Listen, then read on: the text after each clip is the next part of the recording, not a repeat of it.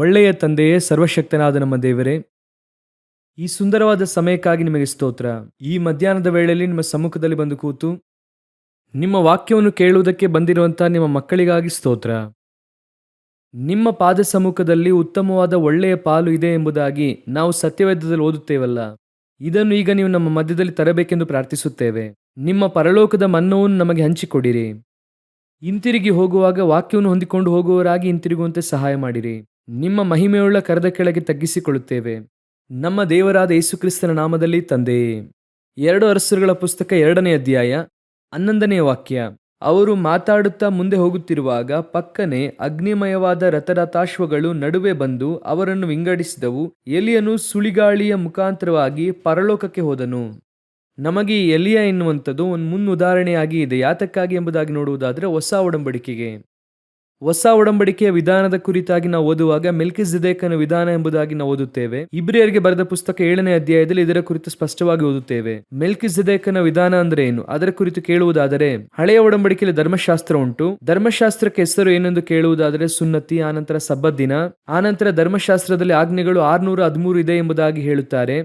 ಅಷ್ಟು ಮಾತ್ರವಲ್ಲದೆ ಬಲಿ ಇದೆ, ಈ ರೀತಿಯಾದ ಕಾರ್ಯಗಳಿದೆ. ಅದನ್ನು ಆರೋನನ ತರಹದ ಯಾಜಕತ್ವ ಎಂಬುದಾಗಿ ಹೇಳುತ್ತಾರೆ. ಅದರ ಕುರಿತಾಗಿ ಹೇಳುವಾಗ ನೀವು ತಿಳಿದುಕೊಳ್ಳಬೇಕೆನ್ನುವುದಕ್ಕಾಗಿ ಹೇಳುತ್ತಾ ಇದ್ದೇನೆ. ಇಬ್ರಿಯರ ಪುಸ್ತಕ 7ನೇ ಅಧ್ಯಾಯ 11ನೇ ವಾಕ್ಯದಲ್ಲಿ ನೋಡುವುದಾದರೆ, ಇಬ್ರಿಯರಿಗೆ ಬರೆದ ಪುಸ್ತಕ 7ನೇ ಅಧ್ಯಾಯ 11ನೇ ವಾಕ್ಯ ಓದಿರಿ. ಇಸ್ರಾಯೇಲರಿಗೆ ಉಂಟಾದ ಧರ್ಮಶಾಸ್ತ್ರವು ಲೇವಿಕ ಯಾಜಕತ್ವದ ಮೇಲೆಯೇ ಆಧಾರಗೊಂಡಿದೆಯಷ್ಟೇ.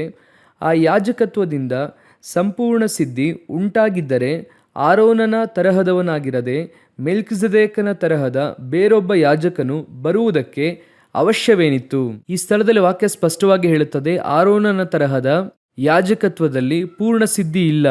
ಧರ್ಮಶಾಸ್ತ್ರದಲ್ಲಿ ಏನಿಲ್ಲ, ಪೂರ್ಣ ಸಿದ್ಧಿ ಇಲ್ಲ. ಅದಕ್ಕೆ ಬದಲಾಗಿ ದೇವರು ಏನ್ ತರುತ್ತಿದ್ದಾರೆ? ಮೆಲ್ಕಿಜೆದೇಕನ ಯಾಜಕತ್ವ.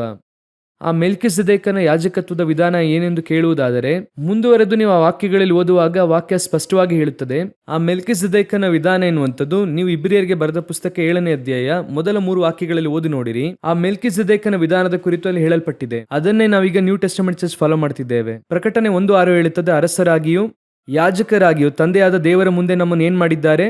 ಕರೆದಿದ್ದಾರೆ. ಸೊ ಇದಕ್ಕೆ ಹೆಸರೇ ಮೆಲ್ಕಿಜೆದೇಕನ ವಿಧಾನ. ನೀವು ಹಾಗೂ ನಾನು ಅರಸರಾಗಿ ಯಾಜಕರಾಗಿ ಕರೆಯಲ್ಪಟ್ಟಿದ್ದೇವೆ. ಈ ಮೆಲ್ಕಿಜೆದೇಕನ ವಿಧಾನ ಅಂದ್ರೆ ಹೊಸ ಒಡಂಬಡಿಕೆಗೆ ಸಂಬಂಧಪಟ್ಟಂತೆ ಎಲ್ಲಾ ಪ್ರಮಾಣ ಇರುತ್ತದೆ. ಅದರಲ್ಲಿ ಬಹಳ ಮುಖ್ಯವಾಗಿ ಹೇಳಲ್ಪಡುವಂತದ್ದೇನೆಂದರೆ, ಇವನು ವಂಶಾವಳಿ ಇಲ್ಲದೆ ಇರುವವನು, ಆರಂಭ ಅಂತಿಮ ಇಲ್ಲದೆ ಇರುವವನು ಎಂಬುದಾಗಿ ಇರುತ್ತದೆ. ಅದೇ ಇಬ್ರಿಯರಿಗೆ ಬರೆದ ಪುಸ್ತಕ 7ನೇ ಅಧ್ಯಾಯದಲ್ಲಿ ನೀವು ಓದುವಾಗ 3ನೇ ವಾಕ್ಯದಲ್ಲಿ, ಅವನಿಗೆ ತಂದೆಯೂ ತಾಯಿಯೂ ವಂಶಾವಳಿಯೂ ಇಲ್ಲ, ಜನ್ಮದ ಆರಂಭವೂ ಆಯುಷ್ಯದ ಅಂತ್ಯವೂ ಇಲ್ಲ, ಅವನು ದೇವರ ಮಗನಾಗಿ ಸಮಾನ ಮಾಡಲ್ಪಟ್ಟಿದ್ದಾನೆ, ಅವನು ನಿರಂತರವಾಗಿ ಯಾಜಕನಾಗಿರುವನು. ಎಲಿಯನ ಕುರಿತು ನೋಡುವುದಾದ್ರೆ ಅವನು ಎಲ್ಲಿಂದ ಬಂದ ಅಂತ ಇರುವುದಿಲ್ಲ.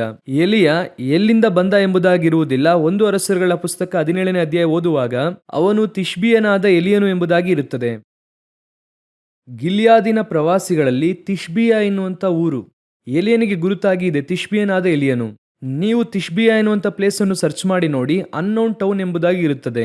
ಅಂದರೆ ಅಪರಿಚಿತ ಪಟ್ಟಣ ಎಂಬುದಾಗಿ ಇರುತ್ತದೆ. ನೀವು ಗೂಗಲ್ ಅಲ್ಲಿ ಸರ್ಚ್ ಮಾಡಿ ನೋಡಿದ್ರು ಅಥವಾ ಕಮೆಂಟ್ರಲ್ಲಿ ನೋಡಿದ್ರು ಕೂಡ ಅನ್ನೋನ್ ಟೌನ್ ಎಂಬುದಾಗಿ ಇರುತ್ತದೆ, ಅಪರಿಚಿತ ಸ್ಥಳ. ಸರಿ, ಈಗ ಎಲಿಯ ಮುಗಿಸುವಾಗ ಎಲ್ಲಿ ಹೋದರು ಎಂಬುದಾಗಿ ನಾವು ನೋಡುವಾಗ ನಾವು ಓದಿದಂತಹ ವಾಕ್ಯ 2 ಅರಸರುಗಳಲ್ಲಿ ಅವರು ಪರಲೋಕಕ್ಕೆ ಏರಿ ಹೋದರು ಎಂಬುದಾಗಿ ಇರುತ್ತದೆ. ಹಾಗಂದ್ರೆ ಏನ್ ಅರ್ಥ ಅಂದ್ರೆ, ಎಲ್ಲಿಂದ ಬಂದರು ಎಂಬುದಾಗಿ ಇರುವುದಿಲ್ಲ, ಎಲ್ಲಿ ಹೋದರು ಎಂಬುದಾಗಿ ಇರುವುದಿಲ್ಲ. ಪರಲೋಕ ಎನ್ನುವಂಥದ್ದು ಅದು ಅನ್ನೋನ್ ಪ್ಲೇಸ್, ನಾವು ಹೋಗದೇ ಇರುವ ಸ್ಥಳ, ನೋಡದೇ ಇರುವ ಸ್ಥಳ. ಆತ್ಮದಲ್ಲಿ ಗ್ರಹಿಸುತ್ತೇವೆ, ಆದ್ರೆ ಇನ್ನೂ ಹೋಗಿ ನೋಡಿಲ್ಲ. ಎರಡನೆಯದಾಗಿ, ಎಲಿಯನಿಗೆ ಆರಂಭವೂ ಇಲ್ಲ, ಅಂತ್ಯವೂ ಇಲ್ಲ. ಎಲಿಯನ ತಂದೆ ತಾಯಿಯ ಕುರಿತಾಗಿ, ವಂಶಾವಳಿಯ ಕುರಿತಾಗಿ ಏನು ಇರುವುದಿಲ್ಲ, ಮರಣವೂ ಇರುವುದಿಲ್ಲ. ಸೊ ಇದು ಮೆಲ್ಕಿಜೆದೇಕನ ವಿಧಾನದ ಪ್ರಕಾರವಾಗಿರುವಂತ ಇದು. ಅದೇ ರೀತಿಯಾಗಿ ನೋಡುವುದಾದರೆ ಎಲಿಯ ಧರ್ಮಶಾಸ್ತ್ರದ ಪ್ರಕಾರ ಏನನ್ನು ಮಾಡೋದಿಲ್ಲ. ದೇವದರ್ಶನ ಗುಡಾರಕ್ಕೆ ಹೋದ್ರು, ಯಾಜಕತ್ವ ಮಾಡಿದ್ರು ಏನು ಇರೋದಿಲ್ಲ. ಸಂಪೂರ್ಣವಾಗಿ ನೋಡುವುದಾದ್ರೆ ಅವರು ಹೊಸ ಒಡಂಬಡಿಕೆಗೆ ಗುರುತಾಗಿ ಇರುವಂತವರು. ಈ ರೀತಿಯಾಗಿ ಬೈಬಲ್ ನ ಅನೇಕರಿದ್ದಾರೆ. ಹಳೆಯ ಒಡಂಬಡಿಕೆ ನೀವು ಧ್ಯಾನಿಸುವುದಕ್ಕಾಗಿ ಹೇಳ್ತಿದ್ದೇನೆ. ನೀವು ಆನಂತರ ಹೋಗಿ ಧ್ಯಾನಿಸಿ ನೋಡಿ. ರೂತಳ ಕುರಿತಾಗಿ ಹಾಗೆ ಇರುತ್ತದೆ. ರೂತಳ ವಂಶಾವಳಿಯ ಕುರಿತಾಗಿರುವುದಿಲ್ಲ, ಮೋವಾಬ್ ಸ್ತ್ರೀ ಅಂತ ಮಾತ್ರ ಇರುತ್ತದೆ. ಅದೇ ರೀತಿ ರೂತಳ ಅಂತಿಮ ಇರುವುದಿಲ್ಲ, ಮಗು ಹೇರುವುದರೊಂದಿಗೆ ಮುಕ್ತಾಯವಾಗುತ್ತದೆ. ಆ ಮಗುವನ್ನು ನವಮಿಗೆ ಕೊಟ್ಟು ಆನಂತರ ರೂತಳ ಕುರಿತಾಗಿ ಎಲ್ಲೂ ಇರೋದಿಲ್ಲ. ಸೊಸೆ ಅಂತ ಇರುತ್ತೆ, ಆನಂತರ ಹೆಸರು ಕೂಡ ಇರೋದಿಲ್ಲ. ಆನಂತರ ಹಳೆಯ ಒಡಂಬಡಿಕೆಯಲ್ಲೇ ರೂತಳ ಪುಸ್ತಕ ಬರುವುದಿಲ್ಲ 4ನೇ ಅಧ್ಯಾಯದ ನಂತರ. ಆನಂತರ ಎಲ್ಲಿ ಬರುತ್ತಾರೆ ಅಂದ್ರೆ ಹೊಸ ಒಡಂಬಡಿಕೆ ಆರಂಭದಲ್ಲಿ ಬರುತ್ತಾರೆ. ಯಾತಕ್ಕಾಗಿ ನಿಮಗೆ ಹೇಳುತ್ತೇನೆಂದ್ರೆ, ನಾವೆಲ್ಲರೂ ಕೂಡ ಈ ನ್ಯೂ ಟೆಸ್ಟಮೆಂಟ್ ವಿಧಾನದಲ್ಲಿ ಇದ್ದೇವೆ. ಯಾತಕ್ಕಾಗಿ ಇದ್ದೇವೆ? ಎತ್ತಲ್ಪಡುವುದಕ್ಕೋಸ್ಕರ ಕಾದಿದ್ದೇವೆ. ಅದನ್ನೇ ನಾವು 1 ಥೆಸಲೋನಿಕ 4:16-17 ಓದುತ್ತೇವೆ ಅಲ್ವಾ. ಅವ್ರು ಬರುವಾಗ ನಾವು ಎತ್ತಲ್ಪಡುವುದಕ್ಕಾಗಿ ಕಾದಿದ್ದೇವೆ. ಆ ಎತ್ತಲ್ಪಡುವಿಕೆ ಹಳೆಯ ಒಡಂಬಡಿಕೆಯಲ್ಲಿ ಇಬ್ಬರಿಗೆ ಮಾತ್ರ ನಡೆಯಿತು, ಒಂದು ಹನೋಕನಿಗೆ, ಇನ್ನೊಂದು ಎಲಿಯನಿಗೆ. ಹೊಸ ಒಡಂಬಡಿಕೆಯಲ್ಲಿ ಯೇಸು ಕ್ರಿಸ್ತನಿಗೂ ನಮಗೂ ನಡೆಯುತ್ತದೆ. ಆ ರೀತಿ ಇರುವಾಗ ಈ ಸಭೆ, ಎಲಿಯನು ಸಭೆಗೆ ಮುನ್ಸೂಚನೆಯಾಗಿ ಇದ್ದಾನೆ. ಈ ಮೆಲ್ಕಿಜೆದೇಕನ ವಿಧಾನ ಆ ಕಾಲಘಟ್ಟ. ಈಗ ನೀವು ನಾನು ಇದೇ ರೀತಿ ಎತ್ತಲ್ಪಡುವುದಕ್ಕೋಸ್ಕರವಾಗಿ ಕಾದಿದ್ದೇವೆ. ಪರಲೋಕಕ್ಕೆ ಏರಿ ಹೋಗಬೇಕೆಂದು ನಾವು ಬಯಸುತ್ತೇವೆ. ಹಾಗಾದ್ರೆ ಏನನ್ನು ಮಾಡಿದ್ರೆ ಈ ಎತ್ತಲ್ಪಡುವಿಕೆಯಲ್ಲಿ ನಾವು ಪಾಲುಗಾರರಾಗುವುದಕ್ಕೆ ಸಾಧ್ಯ? ಹೇಗೆ ಪರಲೋಕಕ್ಕೆ ಹೋಗಬೇಕೆಂಬುದಾಗಿ ಒಂದು ಮುನ್ಮಾದರಿಯಾಗಿ ಎಲಿಯನ ಕುರಿತಾಗಿ ಕೊಟ್ಟಿದ್ದಾರೆ. ನೀವು ಬೈಬಲ್ ಅಲ್ಲಿ ನೋಡುವುದಾದ್ರೆ ಅನೇಕ ಪ್ರಯಾಣಗಳನ್ನು ಓದುತ್ತೀರಾ, ಪಾಠ ಕೂಡ ಇದೆ. ಕೆಲವರು ಬೈಬಲ್ ಸ್ಟಡಿ ಮಾಡುತ್ತಾರೆ. ಅಬ್ರಹಾಮನ ಪ್ರಯಾಣ, ಆನಂತರ ಕಾನಾನ್ಗೆ ಪ್ರಯಾಣ ಓದಿದಿರಲ್ವಾ? ಅದರ ಕುರಿತಾಗಿ ವಿಮೋಚನ ಕಾಂಡದಲ್ಲಿ ಇರುತ್ತದೆ. ಅದೇ ರೀತಿ ಎಲಿಯನ ಹತ್ರ ಒಂದು ಸ್ಪಿರಿಚುವಲ್ ಪ್ರಯಾಣ ಇದೆ. ಎಲಿಯನ ಹಿಂದೆ ಏನಿದೆ, ಒಂದು ಆತ್ಮಿಕ ಪ್ರಯಾಣ ಇದೆ. ಅದು ಎಲ್ಲಿ ಆರಂಭವಾಯಿತು? 1 ಅರಸರುಗಳು 17ರಲ್ಲಿ ಆರಂಭವಾಗುತ್ತದೆ. ಆರಂಭವಾಗಿ ಎಲ್ಲಿ ಮುಗಿಯುತ್ತದೆ? 2 ಅರಸರುಗಳು 2ನೇ ಅಧ್ಯಾಯದಲ್ಲಿ ಮುಗಿಯುತ್ತದೆ. ಎಲ್ಲಿ ಆರಂಭವಾಗುತ್ತದೆ? ಗಿಲಿಯಾದಿನ ಪ್ರವಾಸಿಗಳಲ್ಲಿ ತಿಷ್ಬಿಯನಾದ ಎಲಿಯನು ಎಂಬುದಾಗಿ ಆರಂಭವಾಗುತ್ತದೆ. ಎಲ್ಲಿ ಮುಗಿಯುತ್ತದೆ? ಸುಳಿಗಾಳಿಯಲ್ಲಿ ಪರಲೋಕಕ್ಕೆ ಏರಿ ಹೋದನೆ ಎಂದು ಮುಗಿಯುತ್ತದೆ. ಹಾಗಾದ್ರೆ ನೀವು ನಾನು ಈ ರೀತಿ ಮುಗಿಸುವುದಕ್ಕೆ ಕರೆಯಲ್ಪಟ್ಟಿದ್ದೇವೆ. ಅವರು ಸುಳಿಗಾಳಿಯ ಮೂಲಕ ಪರಲೋಕಕ್ಕೆ ಏರಿ ಹೋದ ಹಾಗೆ ನಾವು ಪರಲೋಕಕ್ಕೆ ಏರಿ ಹೋಗುವುದಕ್ಕೆ ಕರೆಯಲ್ಪಟ್ಟಿದ್ದೇವೆ. ಹಾಗಾದ್ರೆ ಈ ಪ್ರಯಾಣದಲ್ಲಿ ಪರಲೋಕಕ್ಕೆ ಹೋಗುವುದರಲ್ಲಿ ಈ ಎತ್ತಲ್ಪಡುವಿಕೆಯಲ್ಲಿ ಪಾಲುಗಾರರಾಗುವುದೇ ಸಭೆಯ ಉದ್ದೇಶ.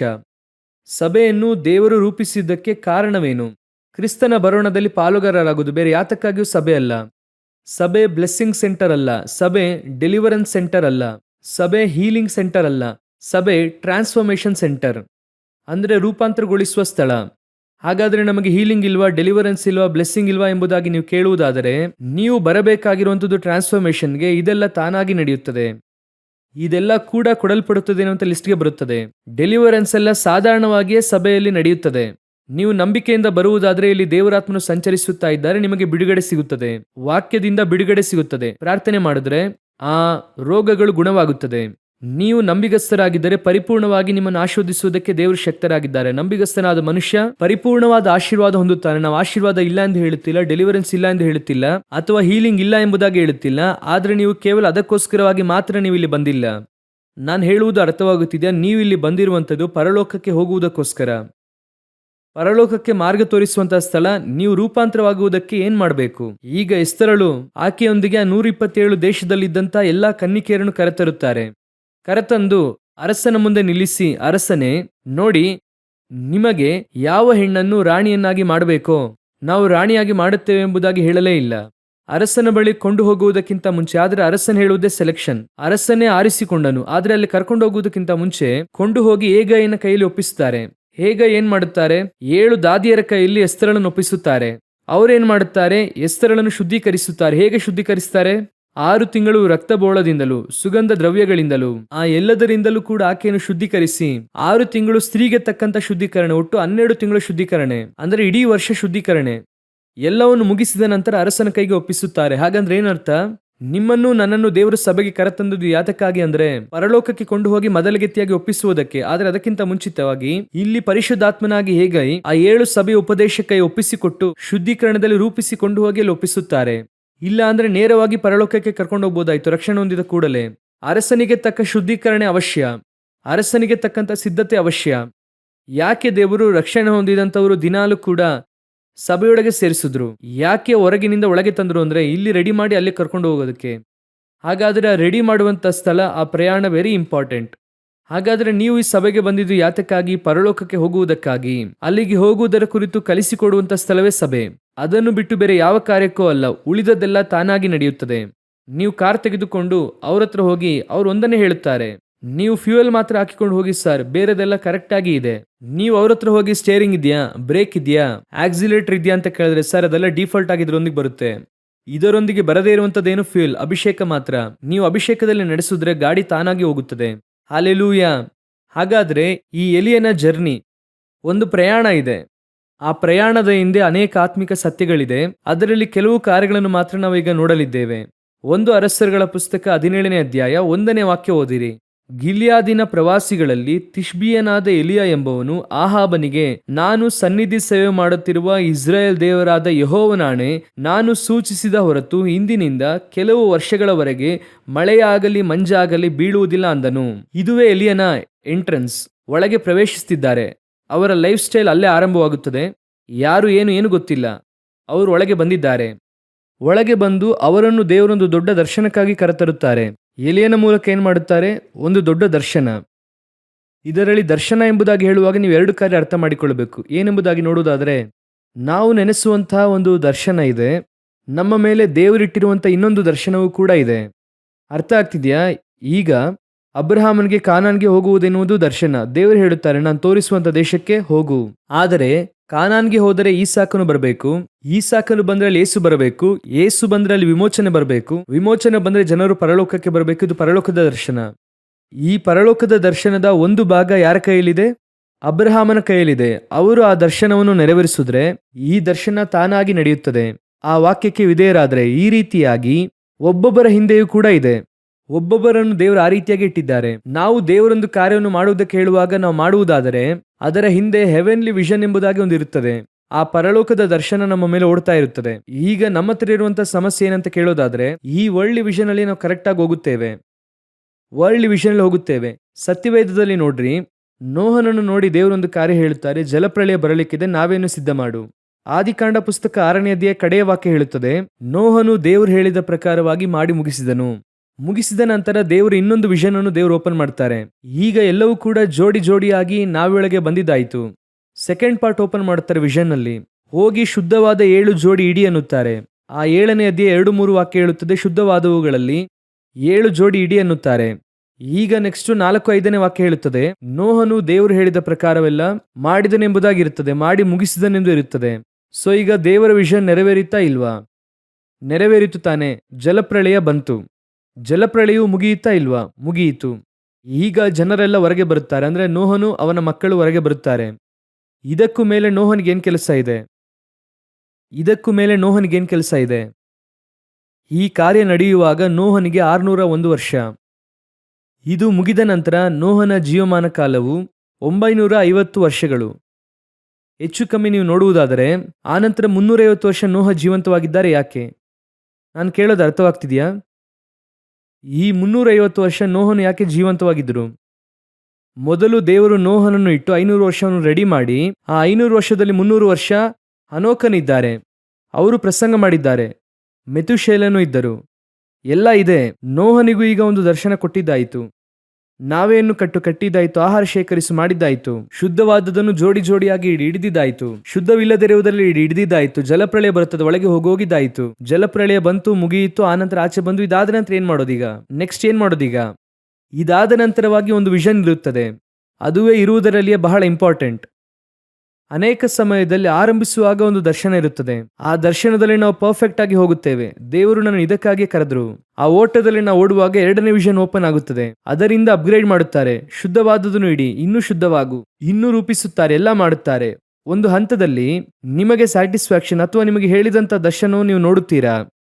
ಕರ್ತನು ನನ್ನನ್ನು ಕರೆದ್ರು, ಈ ಸ್ಥಳಕ್ಕೆ ಹೋಗು, ನಾನು ನಿನಗೆ ಆತ್ಮಗಳನ್ನು ಕೊಡುತ್ತೇನೆ ಅಂತ ಹೇಳಿದ್ರು. ದೇವರು ಆತ್ಮಗಳನ್ನು ಕೊಟ್ಟರು, ಎಲ್ಲವನ್ನು ನೋಡಿದ್ದಾಯಿತು. ಇದಾದ ನಂತರವಾಗಿಯೂ ಕೂಡ ನಾನು ಯಾಕೆ ಇನ್ನೂ ಜೀವಂತವಾಗಿದ್ದೇನೆ? ಯಾಕೆ ಈ ಭೂಮಿಯಲ್ಲಿ ನನ್ನನ್ನು ಇಟ್ಟಿದ್ದೀರಾ? ಈಗ ನಾವೇನು ಹೇಳುತ್ತೇವೆ? ಈ ಒಂದು ಹಂತದಲ್ಲಿಯೇ ನಾವು ಲೋಕದವರಾಗಿ ಮಾರ್ಪಡುತ್ತೇವೆ. ಲೋಕದವರನ್ನು ಕೇಳಿ ನೋಡಿ. ಬಂದ್ರಿ, ಹುಟ್ಟುದ್ರಿ, ಕೆಲಸ ಮಾಡಿದ್ರಿ, 60 ವರ್ಷದ ತನಕ ಚೆನ್ನಾಗಿ ಸಂಪಾದನೆ ಮಾಡಿದ್ರಿ, ಪೆನ್ಷನ್ ತೆಗೆದುಕೊಳ್ತಾ ಇದ್ದೀರಾ. 60 ನಂತರವಾಗಿ ಒಂದು 70, 80, ಒಂದು 20 ವರ್ಷ ಜೀವಂತವಾಗಿರ್ತೀರಾ. ಯಾಕೆ ಎಂದು ಕೇಳುವುದಾದ್ರೆ, ಲೋಕದವರು ಒಂದು ಸ್ಟೇಟ್ಮೆಂಟ್ ಹೇಳ್ತಾರೆ, ಇಷ್ಟು ವರ್ಷ ದುಡ್ದಿದ್ದೇನೆ ರೀ, ಇಷ್ಟು ವರ್ಷ ಕಷ್ಟಪಟ್ಟಿದ್ದೇನೆ, ಮನೆ ಕಟ್ಟಿದ್ದೇನೆ, ಮಕ್ಕಳಿಗೆ ಮದುವೆ ಮಾಡಿದ್ದೇನೆ, ಇನಿ ಮಕ್ಕಳು ಮೊಮ್ಮಕ್ಕಳನ್ನು ಹಾಗೆ ನೋಡಿ, ಇಷ್ಟು ವರ್ಷ ದುಡ್ದಿದ್ದಕ್ಕೆ ಸ್ವಲ್ಪ ದಿನಗಳು ರೆಸ್ಟ್ ಮಾಡಿ ಆಮೇಲೆ ದೇವರು ಕರೆದಾಗ ಅವರೊಂದಿಗೆ ಹೋಗೋದಷ್ಟೇನೆ. ಹಾಗಾದ್ರೆ 20 ಇಯರ್ಸ್ ಅವ್ರು ಏನ್ ಮಾಡುತ್ತಾರೆ? ನಾವೇನ್ ಮಾಡುತ್ತೇವೆ? ನಾವು ಕೂಡ ಲೋಕದವರು ಹೇಳುವ ಹಾಗೆ ಹೇಳುತ್ತೇವೆ, ಇಷ್ಟು ವರ್ಷ ನಾನು ಇಲ್ಲಿ ಕಷ್ಟಪಟ್ಟಿದ್ದಕ್ಕೆ ಭೂಮಿಯಲ್ಲಿ ನನಗೆ ದೇವರು ಇದನ್ನೆಲ್ಲ ನೋಡೋಂಗ್ ಮಾಡ್ತಿದ್ದಾರೆ. ನೀವೀಗ ಯೋಚನೆ ಮಾಡಿ ನೋಡಿ, ದೇವರಿಗೆ ನೀವು ಇಲ್ಲಿ ಭೂಮಿಯಲ್ಲಿ ಇದ್ದು ಆಶೀರ್ವಾದವನ್ನು ನೋಡುವಂಥದ್ದು ಮುಖ್ಯವಾ, ಅಥವಾ ನಿಮ್ಮ ಆತ್ಮ ಪರಲೋಕದಲ್ಲಿ ಇರುವಂಥದ್ದು ಮುಖ್ಯವಾ? ಅದಕ್ಕಾಗಿ ತಾನೇ ದೇವರು ನಮ್ಮನ್ನು ರಕ್ಷಿಸಿದ್ದು. ಮುಂದಿನ 20 ವರ್ಷ ಈ ರಿಸ್ಕ್ ಆದಂತ ಭೂಮಿಯಲ್ಲಿ, ಪಾಪ ಇರುವಂತ ಭೂಮಿ, ಪಾಪ ತುಂಬಿದಂತ ಈ ಲೋಕದಲ್ಲಿ ನಿಮ್ಮನ್ನು ದೇವರು ಇಟ್ಟು ಈ ಡೇಂಜರ್ ಝೋನ್ ಅಲ್ಲಿ 20 ವರ್ಷ ನಿಮ್ಮನ್ನು ಇರಿಸುವುದಕ್ಕಿಂತಲೂ ನಿಮ್ಮನ್ನು ಕೊಂಡು ಹೋಗೋದು ಈಸಿ ತಾನೆ ಅವರಿಗೆ. ಆದ್ರೆ ಯಾಕೆ ಇಟ್ಟಿದ್ದಾರೆ? ಒಂದನ್ನು ಮಾತ್ರ ಚೆನ್ನಾಗಿ ಅರ್ಥ ಮಾಡಿಕೊಳ್ಳಿರಿ, ಒಬ್ಬರನ್ನು ಕೂಡ ದೇವರು ಈ ಭೂಮಿಯಲ್ಲಿ ಸುಮ್ಮನೆ ಇರ್ಲಿ ಬಿಡು ಎಂಬುದಾಗಿ ದೇವರು ಇಡುವುದೇ ಇಲ್ಲ. ನಾನು ಹೇಳುವುದು ಅರ್ಥವಾಗ್ತಿದ್ಯಾ? ಸುಮ್ಮನೆ ಇದ್ಬಿಟ್ಟು ಹೋಗು. ನೀನು ಈ ಭೂಮಿಯಲ್ಲಿ ಇಷ್ಟು ವರ್ಷ ಕಷ್ಟಪಟ್ಟಿದ್ಯಲ್ಲ, ಇದ್ದು ಹಾಗೆ ಎಲ್ಲವನ್ನು ನೋಡು. ನಿನ್ನ ಮಕ್ಕಳನ್ನು ನೋಡು, ಮೊಮ್ಮಕ್ಕಳನ್ನು ನೋಡು, ನೋಡದೇ ಇರುವಂತ ಊರನ್ನೆಲ್ಲ ನೋಡು, ಅನುಭವಿಸದೇ ಇರುವಂತದ್ದನ್ನು ಅನುಭವಿಸು, ಚೆನ್ನಾಗಿ ತಿನ್ನು, ಚೆನ್ನಾಗಿ ಗಮನಿಸಿ ನೋಡಿ. 60ರ ನಂತರವೇ ನಿಮ್ಮಿಂದ ಏನು ಮಾಡೋಕ್ಕಾಗಲ್ಲ. 60ರ ನಂತರ ನಿಮ್ಮಿಂದ ಬಹಳ ಟ್ರಾವೆಲ್ ಮಾಡೋಕ್ಕಾಗಲ್ಲ, ಎಲ್ಲವನ್ನು ನಿಮ್ಮಿಂದ ತಿನ್ನೋಕ್ಕಾಗಲ್ಲ, ತಿನ್ನಬಹುದು ಎಂಬುದಾಗಿ ಅಂದುಕೊಳ್ಳುವಂಥದ್ದು ಕೂಡ ನಿಮ್ಮಿಂದ ತಿನ್ನೋಕ್ಕಾಗಲ್ಲ. ನಮಗೆ ಇರುವಂಥದ್ದೇನು 60-70 ವರ್ಷವಾದ ನಂತರ ನಮಗೆ ಎಲ್ಲವೂ ಕೂಡ ಇಷ್ಟವಾಗೋದಿಲ್ಲ. ಎಲ್ಲದರಲ್ಲೂ ಕೂಡ ನನ್ನನ್ನು ಬಿಟ್ಟರೆ ಸಾಕಪ್ಪ ಹಾಗೆ ಹೇಳುತ್ತಾರೆ. ಮಕ್ಕಳು ಆವಾಗಲೇ ನಮ್ಮ ಮೇಲೆ ಪ್ರೀತಿಯಿಂದ ಹೇಳುತ್ತಾರೆ, ಬನ್ನಿ ನಾವು ಅಲ್ಲಿ ಹೋಗೋಣ ಇಲ್ಲಿ ಹೋಗೋಣ ಅನ್ನುತ್ತಾರೆ. ಅವ್ರು ಹೇಳುತ್ತಾರೆ, ನನ್ನನ್ನು ಬಿಟ್ಟರೆ ನಾನು ಚೆನ್ನಾಗಿ ಇಲ್ಲೇ ಇರ್ತೀನಿ, ನೀವು ಹೋಗ್ಬಿಟ್ಟು ಬನ್ರಿ, ನಾನು ಇಲ್ಲಿದ್ದೇ ಪ್ರಾರ್ಥನೆ ಮಾಡುತ್ತಾ ಇರ್ತೇನೆ. ಹಾಗಾದ್ರೆ 60-80 ಯಾತಕ್ಕಾಗಿ? ಯಾಕೆ ಯಾಕೆ ನಮ್ಮನ್ನು ಇಲ್ಲಿಟ್ಟಿದ್ದಾರೆ? ಹಾಗಾದ್ರೆ ನೋಹ ಮುಂದಿನ 350 ವರ್ಷ ಯಾತಕ್ಕಾಗಿ ಇದ್ದರು? ಅಲ್ಲೇ ಇದೆ ವಿಷನ್. ಅದೇ ಲಾಸ್ಟ್ ವಿಷನ್, ಫೈನಲ್ ವಿಷನ್. ಬಹುತೇಕವಾಗಿ ನಾವು ಆ ಫೈನಲ್ ವಿಷನ್ ಅನ್ನು ನೋಡೋದಿಲ್ಲ. ನಾವು ಎಲ್ಲ ಮುಗಿದು ಹೋಯಿತು, ಎಲ್ಲ ಓವರ್ ಎಂಬುದಾಗಿ ಅಂದುಕೊಳ್ಳುತ್ತೇವೆ. ಈಗ ನೀವು ಓದಿರಿ ಆದಿಕಾಂಡ ಪುಸ್ತಕ 9ನೇ ಅಧ್ಯಾಯ 1 ಹಾಗೂ 2ನೇ ವಾಕ್ಯವನ್ನು ಓದಿರಿ.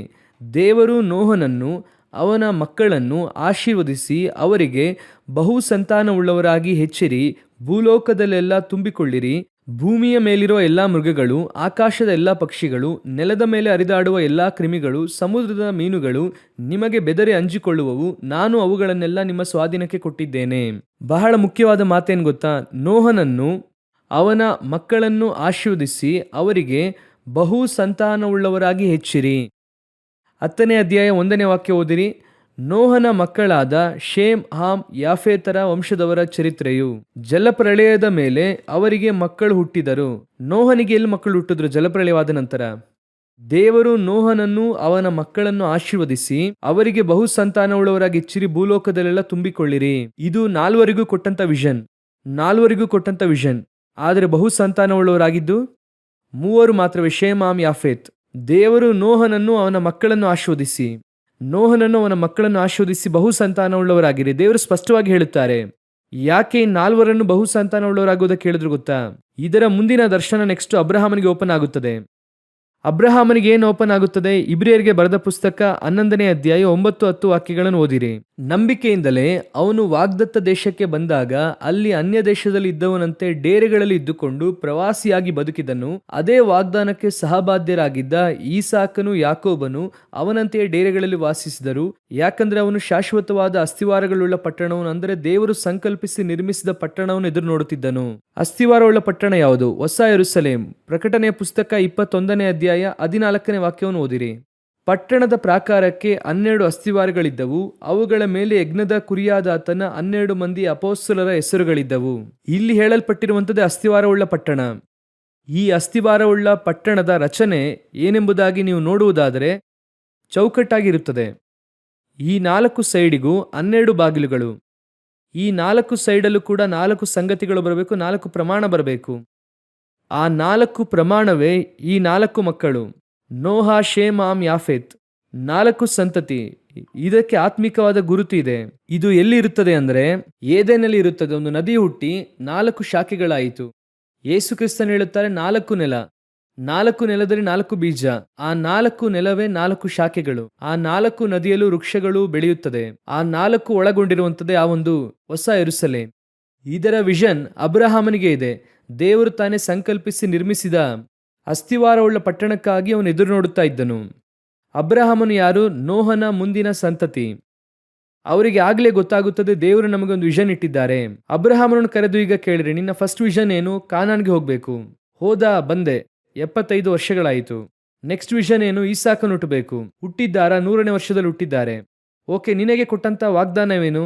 ನೀನು ಸಂತತಿ ನೋಡುತ್ತೀಯ. ಅಬ್ರಹಾಮ 140 ವರ್ಷ ಇದ್ದಾಗ ಈಸಾಕನಿಗೆ ಮದುವೆ ಆಗುತ್ತದೆ. ಅಬ್ರಹಾಮನಿಗೆ 160 ವರ್ಷವಾದ ನಂತರವಾಗಿ, ಅಬ್ರಹಾಮನಿಗೆ 160 ವರ್ಷವಾದಾಗ ಈಸಾಕನಿಗೆ ಯಾಕೋಬ ಹಾಗೂ ಏಸಾವನು ಹುಟ್ಟುತ್ತಾರೆ.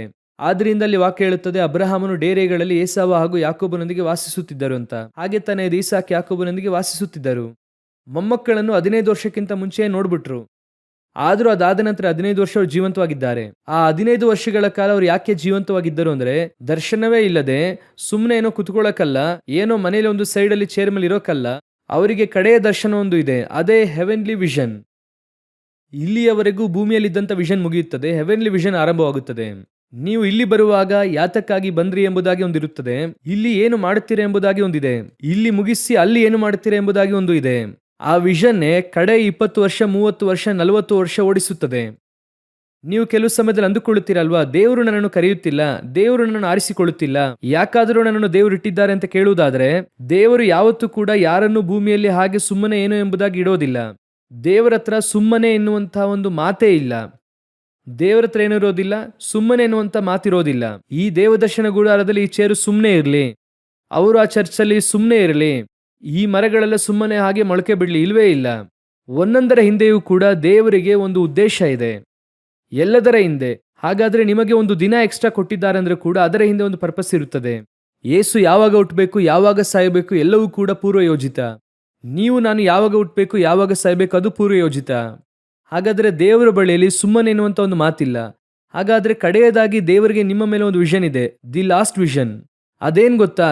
ನೀವು ನಾನು ನೆಕ್ಸ್ಟ್ ಎಲ್ಲಿ ಹೋಗಲಿದ್ದೇವೆ, ಅಲ್ಲಿ ದೇವರು ನಮಗೆ ಏನನ್ನು ಇಟ್ಟಿದ್ದಾರೆ ಎಂಬುದಾಗಿ ಇಲ್ಲಿ ಓಪನ್ ಮಾಡ್ತಾರೆ. ಆ ವಿಷನ್ ಅಲ್ಲೇ ನಿಮ್ಮ ಕಡೆಯ ಕಾಲದಲ್ಲಿ ಓಡಬೇಕು, ಆಗಲೇ ನೀವು ಬೀಳದೇ ಇರ್ತೀರಾ. ಇಲ್ಲ ಅಂದ್ರೆ ಏನಾಗುತ್ತದೆ ಅಂದ್ರೆ ನಿಮ್ಮ ಆತ್ಮಿಕ ಜೀವಿತದಲ್ಲಿ ನಿಮಗೆ ಒಂದು ಟೈರ್ಡ್ನೆಸ್ ಬರುತ್ತದೆ, ನಿಮ್ಮ ದರ್ಶನ ಮುಗಿಯುತ್ತೆ ಎನ್ನುವಂತ ಆಲೋಚನೆ ಬರುತ್ತದೆ. ಆನಂತರವಾಗಿ ನಿಮ್ಮಲ್ಲಿ ಒಂದು ಆಲಸ್ಯತನ ಬರುತ್ತದೆ. ನಾವು ಯಾಕೆ ಇನ್ನೂ ಇದ್ದೇವೆ ಎಂಬುದಾಗಿ ಗುಣಗುಟ್ಟುವುದಕ್ಕೆ ಆರಂಭಿಸ್ತೀರಾ. ದೇವರು ನನ್ನನ್ನು ಯಾಕೆ ಇಟ್ಟಿದ್ದಾರೆ, ದೇವರು ನನ್ನನ್ನು ಯಾಕೆ ಇನ್ನೂ ತಗೊಳ್ತಿಲ್ಲ, ಯಾಕಾದ್ರೂ ನನ್ನನ್ನು ಇಟ್ಟಿದ್ದಾರೆ? ಇಲ್ಲವೇ ಇಲ್ಲ. ನಿಮ್ಮನ್ನು ಇಟ್ಟಿರುವಂತ ಒಂದೊಂದು ನಿಮಿಷಕ್ಕೂ ಕೂಡ ದೇವರಿಗೆ ಯೋಜನೆ ಉಂಟು. ಪರಲೋಕದ ಕಡೆಯ ವಿಷನ್ ಓಪನ್ ಆಗುತ್ತದೆ. ಆ ವಿಷನ್ ಒಂದಿಗೆನೆ ನೀವು ಹಾಗೂ ನಾನು ಸಭೆಯೊಳಗೆ ಇರಬೇಕು. ಹಾಗಾದ್ರೆ ತಿಷ್ಬಿಯನಾದಂಥ ಎಲಿಯನು ಬರುವಾಗ, ಅವರು ಆ ಸ್ಥಳಕ್ಕೆ ಬರುವಾಗಲೇ ಅವರ ಕುರಿತಾದಂಥ ಫೈನಲ್ ವಿಷನ್, ಅವರು ಹೆವೆನ್ಗೆ ಹೋಗಬೇಕೆಂಬುದಾಗಿ ಬರೆಯಲಾಗಿತ್ತು. ಈಗ ಅವರಲ್ಲಿ ಬರುತ್ತಾರೆ, ನೀವು ನಾನು ಈಗ ಸಭೆಯೊಳಗೆ ಬಂದಿದ್ದೇವೆ. ಬಂದ ಕೂಡಲೇ ದೇವರು ನಿಮಗೂ ನನಗೂ ಒಂದು ಒಳ್ಳೆಯ ದರ್ಶನ ಕೊಡುತ್ತಾರೆ. ಎಲಿಯನಿಗೆ ಕೊಡುವಾಗಿ ಕೊಡುತ್ತಾರೆ, ಎಲ್ಲರಿಗೂ ಕೊಡುತ್ತಾರೆ.